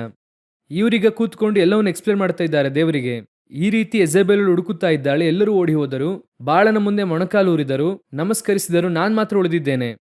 ಅದೆಲ್ಲ ಕೇಳಿ ಮುಗಿಸಿದ ಮೇಲೆ ದೇವರು ಹೇಳುತ್ತಾರೆ, ಅದೆಲ್ಲ ಇರಲಿ, ಇಲ್ಲೇ ನಿನ್ನ ಕೆಲಸ. ಇವರು ಮತ್ತೆ ಎಕ್ಸ್ಪ್ಲೇನ್ ಮಾಡುತ್ತಾರೆ. ಅದಕ್ಕೆ ಅವನು, ಸೇನಾಧೀಶ್ವರನಾದ ಯೆಹೋವನೇ, ನಾನೊಬ್ಬನೇ ಉಳಿದು ನಿನ್ನ ಗೌರವವನ್ನು ಕಾಪಾಡುವುದರಲ್ಲಿ ಆಸಕ್ತನಾಗಿ ಇದ್ದೆನು. ದೇವರು ಹೇಳುತ್ತಾರೆ, ಅದೆಲ್ಲ ಇರ್ಲಿ ಕಣೋ, ಯಾಕೆ ಇಲ್ಲಿ ಬಂದಿದೀಯಾ? ಇದುವೇ ನಾವು ಮಾಡುವಂಥ ಲಾಸ್ಟ್ ಮಿಸ್ಟೇಕ್ ಎಂಬುದಾಗಿ ಇಟ್ಕೊಳ್ಳಿ. ಏನೆಂಬುದಾಗಿ ನೋಡೋದಾದರೆ, ಒಂದು ಪರಿಸ್ಥಿತಿಯೆಲ್ಲ ಹಾದು ಬಂದು ಸಮಸ್ಯೆಗಳೆಲ್ಲ ಮಾರ್ಪಟ್ಟು ಕರ್ತನು ವಾಗ್ದಾನ ಮಾಡಿ ನಾವು ಒಳ್ಳೆಯ ಒಂದು ಸ್ಥಳಕ್ಕೆ ಬರುವಾಗ ನಮಗೆ ಅನಿಸುತ್ತದೆ. ಏನು ಅನಿಸುತ್ತದೆ ಗೊತ್ತಾ? ಗವಿಯೊಳಗೆ ಹೋಗಿ ತಂಗಿರೋಣ ಅಂತ ಅನಿಸುತ್ತೆ. ಏನನ್ಸುತ್ತೆ? ಎಲಿಯನಿಗೆ ಈ ಐಡಿಯಾ ಯಾಕೆ ಬಂತು ಗೊತ್ತಾ? ಗವಿಯೊಳಗೆ ಇರಬೇಕೆಂಬುದಾಗಿ. ನಡುವೆ ಇವರು ಏನು ಮಾಡಿದ್ರು ಅಂದರೆ ಒಬದ್ಯನನ್ನು ಮೀಟ್ ಮಾಡುತ್ತಾರೆ. ಒಬದ್ಯ ಯಾರೆಂದು ಕೇಳುವುದಾದರೆ, ದೇವ ಮನುಷ್ಯನು, ನೀತಿವಂತನು, ದೇವ ಭಕ್ತರನ್ನು ಪೋಷಿಸುವವನು, ಊಟ ನೀರು ಕೊಟ್ಟು ಕಾಪಾಡುವ 100 ಜನ ಕಾಪಾಡ್ತಾನೆ. ಈ ಒಬದ್ಯ ಒಂದನ್ನು ಹೇಳುತ್ತಾನೆ, ನಾನು ಗವಿಯಲ್ಲಿ ಇಟ್ಟು ಪ್ರವಾದಿಗಳನ್ನು ಕಾಪಾಡ್ತಿದ್ದೇನೆ. ಆ ರೀತಿ ಹೇಳಿದ ಕೂಡಲೇ ಏಲಿಯನಿಗೆ ಇದು ಮೈಂಡಲ್ಲಿ ರಿಜಿಸ್ಟರ್ ಆಯಿತು. ಏನಾಯಿತು? ರಿಜಿಸ್ಟರ್ ಆಯಿತು. ಈಗ ದೇವರು ಒಂದು ವಾಗ್ದಾನ ಮಾಡುತ್ತಾರೆ, ನೀನು ಎದ್ದು ನಡೆ, ನೀನು ಹೋಗಬೇಕಾದ ದೂರ ಬಹಳಷ್ಟು ಅಂದ ಕೂಡಲೇ ಎಲಿಯ ತಿಂದು ಗವಿಯನ್ನು ಯೋಚನೆ ಮಾಡೋದಕ್ಕೆ ಆರಂಭಿಸಿದ್ರು. ನಾವು ಎಲ್ಲಿ ಹೋಗೋಣ? ಗವಿಯೊಳಗೆ ಹೋಗೋಣ. ಅಲ್ಲೇ ಪ್ರವಾದಿಗಳು ಹೇಗಿದ್ದಾರೆ? ಸೇಫ್ ಆಗಿ ಇದ್ದಾರೆ. ಒಂದು ಸೇಫ್ ಝೋನ್ಗೆ ಹೋಗೋಣ. ಆ ರೀತಿಯಾಗಿ ಹೇಳಿ ಅವರು ಎಲ್ಲಿ ಹೋಗುತ್ತಾರೆ? ಗವಿಯೊಳಗೆ ಹೋಗುತ್ತಾರೆ. ದೇವರು ಕೇಳುತ್ತಾರೆ. ಅವ್ರು ಹೋದಂಥ ಸ್ಥಳ ದೇವರ ಪರ್ವತ.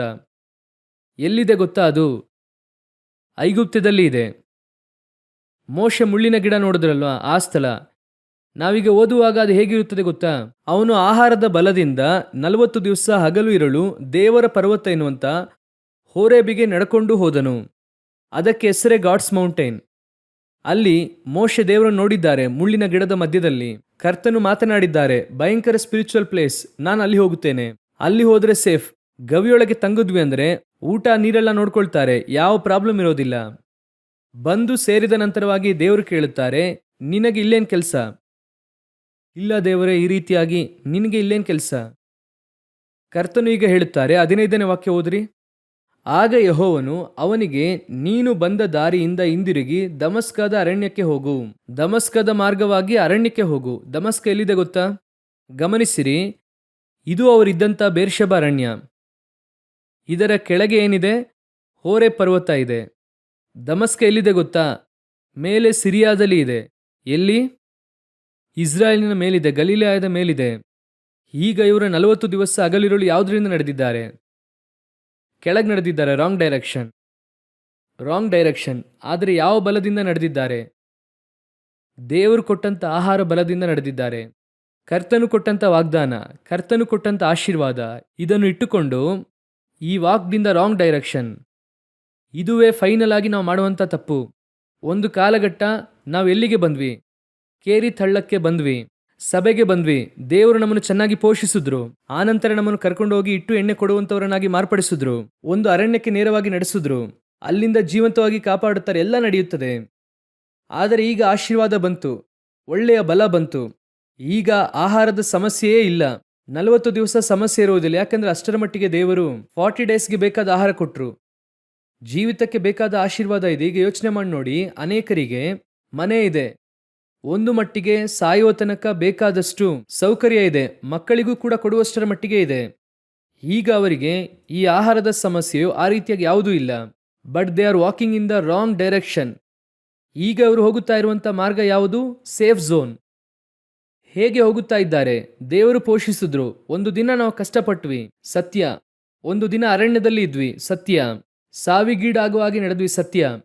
ಕರ್ತನು ನಮ್ಮನ್ನು ಆಶೀರ್ವದಿಸಿದ್ರು ಸತ್ಯ, ಆದರೆ ಈಗ ಎಲ್ಲಿ ಹೋಗುತ್ತಾ ಇದ್ದೀರಾ? ನೀವೀಗ ಹೋಗಬೇಕಾದ ಡೈರೆಕ್ಷನ್ ಯಾವ್ದು ಗೊತ್ತಾ? ನೀವೀಗ ಹೋಗಬೇಕಾದ ಡೈರೆಕ್ಷನ್ ಮೇಘದಲ್ಲಿ ಏರಿ ಪರಲೋಕಕ್ಕೆ ಹೋಗಬೇಕಾದ ಡೈರೆಕ್ಷನ್. ನೀವು ಹೋಗುತ್ತಿರುವಂಥ ಡೈರೆಕ್ಷನ್ ಐಗುಪ್ತದಲ್ಲಿರುವಂಥ ಪರ್ವತಕ್ಕೆ ಹೋಗ್ತಾ ಇದ್ದೀರಾ. ಕರ್ತನು ಹೇಳುತ್ತಾರೆ, you are walking in the wrong direction. ನಾವೇನಂದ್ಕೊಳ್ತೇವೆ, ಒಂದು ಪೀರಿಯಡ್ ನಂತರ 50 60 ಅಥವಾ ಒಂದು ಸಮಸ್ಯೆ ಅಥವಾ ಒಂದು ಆಶೀರ್ವಾದ ಬಂದ ಕೂಡಲೇ ಇನ್ಮುಂದೆ ಈ ಸಮಸ್ಯೆ ಬಂದರೆ ನಾವು ತಪ್ಪಿಸ್ಕೊಳ್ಬೇಕು. ಈಗಲೇ ಎಲ್ಲವನ್ನೇನು ಮಾಡಬೇಕು? ಸೇಫ್ ಮಾಡ್ಕೊಳ್ಬೇಕು. ಇನ್ನು ಈ ಸಮಸ್ಯೆಯನ್ನು ಫೇಸ್ ಮಾಡುವಂಥ ಬಲ ನಮಗೆ ಬರಬೇಕು. ಇದನ್ನೇ ನಾವು ಅಂದುಕೊಳ್ಳುತ್ತೇವೆ. ಆದರೆ ದೇವರು ಹೇಳುತ್ತಾರೆ, ಇವತ್ತು ಮನ್ನಾ ಕೊಡುತ್ತಾ ಇರುವಂಥ ನಾನು 40 ವರ್ಷವೂ ಮನ್ನಾ ಕೊಡುತ್ತೇನೆ. ಒಂದು ದಿನವೂ ಕೂಡ ನೀನು ಹಿಂದೆ ಹೆಜ್ಜೆ ಇಡಬಾರ್ದು. ನೀನು ಹೇಗೆ ಓಟವನ್ನು ಆರಂಭಿಸುವುದೋ ಆ ಓಟದಲ್ಲಿ ಇನ್ನೂ ಕೂಡ ನಂಬಿಕೆಯೊಂದಿಗೆ, ಇನ್ನೂ ಬಲದೊಂದಿಗೆ, ಇನ್ನೂ ಪರಿಶುದ್ಧತೆಯೊಂದಿಗೆ ನೀವು ಓಡುತ್ತಲೇ ಇರಬೇಕು. ನಡುವೆ ಈ ಅನುಭವ ನಮಗೇನು ಹೇಳಿಕೊಡುತ್ತದೆ ಗೊತ್ತಾ? ರಾಂಗ್ ಪಾಠವನ್ನು ಹೇಳಿಕೊಡುತ್ತದೆ. ಇಷ್ಟೆಲ್ಲ ಕಷ್ಟಪಟ್ಟೆ, ನಾಳೆ ಇದೇ ಕಷ್ಟಪಟ್ಟರೆ ಏನಾಗೋದು? ಅದು ಬಂದು ಮ್ಯಾಥಮೆಟಿಕಲಿ ಕರೆಕ್ಟ್. 40 ವಯಸ್ಸಿನಲ್ಲಿ ಒಂದು ಸಮಸ್ಯೆ ಬಂತು, ನಾನು ಸಂಧಿಸಿದೆ. ಅದೇ 60ರಲ್ಲಿ ಬಂದರೆ ಏನು ಮಾಡೋದು? ನನಗೆ 40, ನನಗೆ 60, ಆದರೆ ನನ್ನನ್ನು 40ರಲ್ಲಿ ಕಾಪಾಡಿದ ದೇವರು 60ರಲ್ಲೂ ಕಾಪಾಡಲು ಶಕ್ತರು. 60ರಲ್ಲಿ ಕಾಪಾಡಿದ ದೇವರು 80ರಲ್ಲೂ ಕಾಪಾಡಲು ಶಕ್ತರು. ನನ್ನ ನಂಬಿಕೆಯು ನನ್ನ ಬಂಡೆಯ ಮೇಲೆ ಇರಬೇಕು ಬಿಟ್ಟರೆ ಆ ಗವಿಯ ಮೇಲೆ ಅಲ್ಲ. ಐಗುಪ್ತದ ಗವಿಯಲ್ಲಿಲ್ಲ.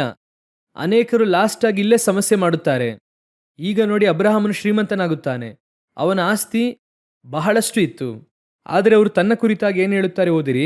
ಇಬ್ರಿಯರಿಗೆ ಬರೆದ ಪುಸ್ತಕ 11ನೇ ಅಧ್ಯಾಯ 13ನೇ ವಾಕ್ಯ ಓದಿರಿ. ಇವರೆಲ್ಲರೂ ವಾಗ್ದಾನದ ಫಲಗಳನ್ನು ಹೊಂದದೆ ಅವುಗಳನ್ನು ದೂರದಿಂದ ನೋಡಿ ಉಲ್ಲಾಸದೊಡನೆ ವಂದಿಸಿ ನಂಬಿಕೆಯುಳ್ಳವರಾಗಿ ಮೃತರಾದರು.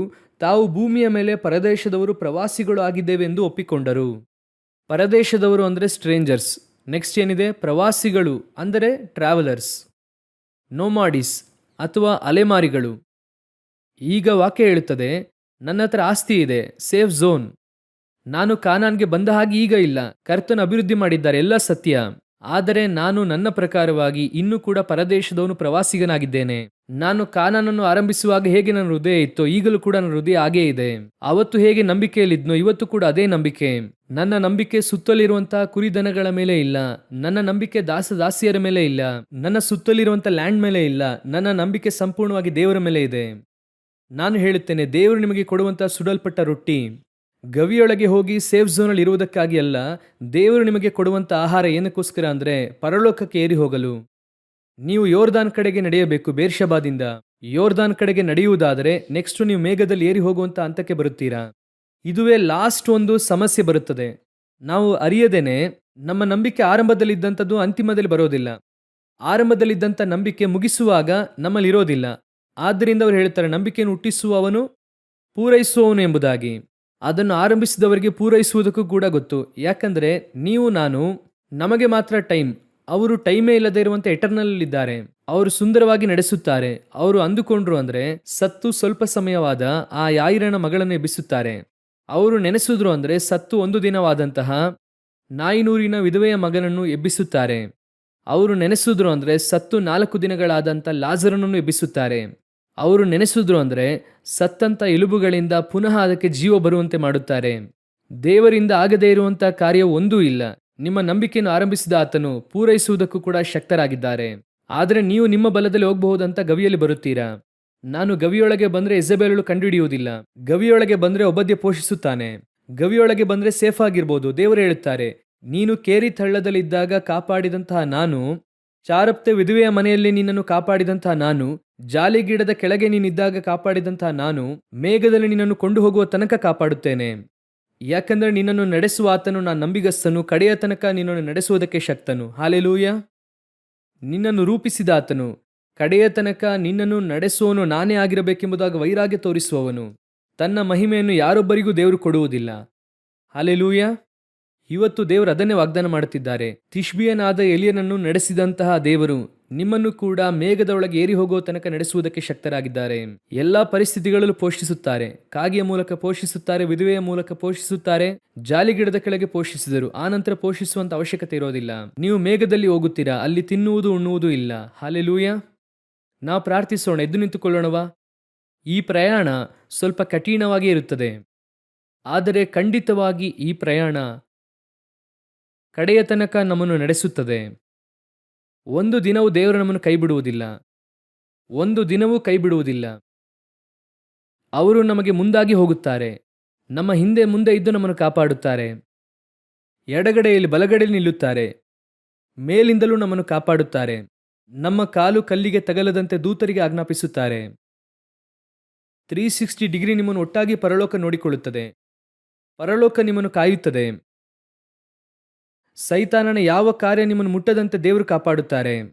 ಆದರೆ ನೀವು ಮಾತ್ರ ನಿಮ್ಮ ಪ್ರಯಾಣವನ್ನು ಮೇಘದೆಡೆಗೆ ಇಟ್ಟುಕೊಳ್ಳಿ. ನಡುವೆ ಸ್ವಲ್ಪ ಎಡಕ್ಕಾಗಲಿ ಬಲಕ್ಕಾಗಲಿ ತಿರುಗಬೇಡಿರಿ. ಮನುಷ್ಯನನ್ನು ನಂಬಬೇಡಿರಿ.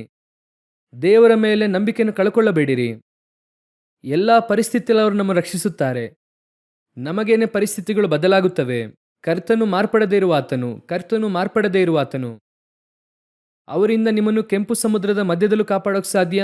ಯೋರ್ದಾನಿನ ಮಧ್ಯದಲ್ಲೂ ಕಾಪಾಡಲು ಸಾಧ್ಯ. ನೀರೇ ಇಲ್ಲದೆ ಇರುವಂಥ ಅರಣ್ಯದಲ್ಲೂ ನಿಮ್ಮನ್ನು ಕಾಪಾಡಲು ಸಾಧ್ಯ. ಒಪ್ಪಿಸಿಕೊಡೋಣವ. ಒಂದು ವೇಳೆ ಇಲ್ಲಿಯವರೆಗೂ ನಿಮ್ಮ ಓಟದಲ್ಲಿ ಸ್ವಲ್ಪ ಬಲಹೀನತೆ, ಒಂದು ವಿಧವಾದ ಭಯ, ಏನು ಮಾಡೋದು, ಏನು ಮಾಡುತ್ತಾರೋ, ನಾಳೆ ಏನಾದರೂ ಒಂದಾದರೆ ಏನಾಗುತ್ತದೋ, ನಮ್ಮ ಮಕ್ಕಳಿಗೇನಾಗುತ್ತೋ, ಮೊಮ್ಮಕ್ಕಳಿಗೇನಾಗುತ್ತೋ, ದೇವರು ಹೇಳುತ್ತಾರೆ, ನೀನು ನನಗೆ ಹೇಗೆ ಮಗುನೋ ಅದೇ ರೀತಿಯಾಗಿ ನಿನ್ನ ಮಕ್ಕಳು ನನಗೆ ಮಕ್ಕಳೇ, ನಿನ್ನ ಮೊಮ್ಮಕ್ಕಳು ಕೂಡ ನನಗೆ ಮಕ್ಕಳೇ. ಕಾಲಾನುಕಾಲವಾಗಿ ಎಲ್ಲರೂ ಕೂಡ ನನ್ನ ಮಕ್ಕಳೇ ಆಗಿದ್ದಾರೆ. ನಿಜವಾಗಿಯೂ ದೇವರು ನನ್ನೊಂದಿಗೆ ಮಾತನಾಡಿದ್ದಾರೆ ಎಂದು ಹೇಳುವವರು ಮಾತ್ರ ಯಾವುದೋ ಒಂದು ವಿಧದಲ್ಲಿ ದೇವರು ನಮ್ಮೊಂದಿಗೆ ಮಾತನಾಡಿದ್ದಾರೆ. ಆತನ ವಾಕ್ಯದಿಂದ ದೇವರು ನಮ್ಮನ್ನು ರೂಪಿಸುತ್ತಾ ಇದ್ದಾರೆ, ಇನ್ನೂ ಬಲಪಡಿಸುತ್ತಾ ಇದ್ದಾರೆ ಎಂಬುದಾಗಿ ಹೇಳುವವರು ಮಾತ್ರ ನಿಮ್ಮ ಕರೆಗಳನ್ನು ದೇವರಿಗೆ ನೇರವಾಗಿ ಎತ್ತಿ ನಿಮ್ಮ ವಾಕ್ಯದ ಪ್ರಕಾರವಾಗಿ ನಮ್ಮ ನಡೆಸಿರಿ ಅಪ್ಪ. ನಿಮ್ಮ ವಾಕ್ಯದ ಮೂಲಕವಾಗಿ ನಮ್ಮ ನಡೆಸಿರಿ. ಮೇಘದಲ್ಲಿ ಏರಿ ನಿಮ್ಮೊಂದಿಗೆ ಬರುವ ತನಕ ದೇವರೇ, ಮೇಘದಲ್ಲಿ ಏರಿ ನಿಮ್ಮೊಂದಿಗೆ ಬರುವ ತನಕ ದೇವರೇ, ನನ್ನ ಓಟ ಮುಕ್ತಾಯಕ್ಕೆ ಬರಲೇಬಾರದು ದೇವರೇ. ನಾನು ಓಡುತ್ತಲೇ ಇರಬೇಕು. ನೀವು ಕೊಡುವಾಗ ನಾನು ರೆಸ್ಟ್ ತೆಗೆದುಕೊಳ್ಳಬೇಕು. ಕೇರಿ ತಳ್ಳದಲ್ಲಿ ನೀವಿರು ಅಂತ ಹೇಳಿದ್ರೆ ಇರಬೇಕು. ಚಾರಪ್ತ ವಿಧುವೆ ಮನೆಯಲ್ಲಿ ಇರುವುದಕ್ಕೆ ಹೇಳುವಾಗ ನಾವು ಇರಬೇಕು. ಜಾಲಿಗಿಡದ ಕೆಳಗೆ ಮಲಗಿರುವಾಗ ನೀವು ಎದ್ದು ನಡೆ ಅಂತ ಹೇಳಿದ್ರೆ ನಾವು ನಡಿಬೇಕು. ಸುಳಿಗಾಳಿಯ ನಡುವೆ ಮೇಘದಲ್ಲಿ ಏರಿ ನಾನು ಬರಬೇಕು ದೇವರೇ. ಒಪ್ಪಿಸಿಕೊಳ್ಳುವ ದೇವರ ಸಮ್ಮುಖದಲ್ಲಿ, ಒಳ್ಳೆಯ ತಂದೆಯೇ, ಸರ್ವಶಕ್ತನಾದ ನಮ್ಮ ದೇವರೇ, ಈ ದಿನಕ್ಕಾಗಿ ನಿಮಗೆ ಸ್ತೋತ್ರ. ಕೃಪೆಯುಳ್ಳ ಕರದ ಕೆಳಗೆ ನಮ್ಮನ್ನು ತಗ್ಗಿಸಿಕೊಳ್ಳುತ್ತೇವೆ. ನಮ್ಮ ಓಟವು ಜಯದೊಂದಿಗೆ ಮುಗಿಯಲು, ಕಡೆಯ ತನಕ ನಾವು ಓಟವನ್ನು ಓಡಿ ಮುಗಿಸಲು, ಮಧ್ಯದಲ್ಲಿ ಯಾವುದು ಕೂಡ ನಮ್ಮನ್ನು ತಡೆ ಹಿಡಿಯದಂತೆ ನೀವು ಇರಲು ಹೇಳಿದಂಥ ಸ್ಥಳದಲ್ಲಿ ನಾವು ಇರಲು, ನಡೆಯಲು ಹೇಳುವಂತಹ ಸ್ಥಳದಲ್ಲಿ ನಡೆಯುವುದಕ್ಕೆ ನಮಗೆ ಕಲಿಸಿಕೊಡಿ ದೇವರೇ. ಮೇಘದಲ್ಲಿ ಏರಿ ಬಂದು ನಿಮ್ಮೊಂದಿಗೆ ಸೇರುವ ತನಕ ನಾವು ಆ ರೀತಿಯಾಗಿ ನಡೆಯುವುದಕ್ಕೆ ಕೃಪೆ ನೀಡಿರಿ ಅಪ್ಪ. ಇದರ ಮಧ್ಯದಲ್ಲಿ ನಾವು ಗವಿಯೊಳಗೆ ಹೋಗಿ ತಂಗದಂತೆ ಕಾಪಾಡಿಯಪ್ಪ. ನಮ್ಮ ದೇವರಾದ ಯೇಸುವಿನ ನಾಮದಲ್ಲಿ ತಂದೆಯೇ, ಆಮೇನ್.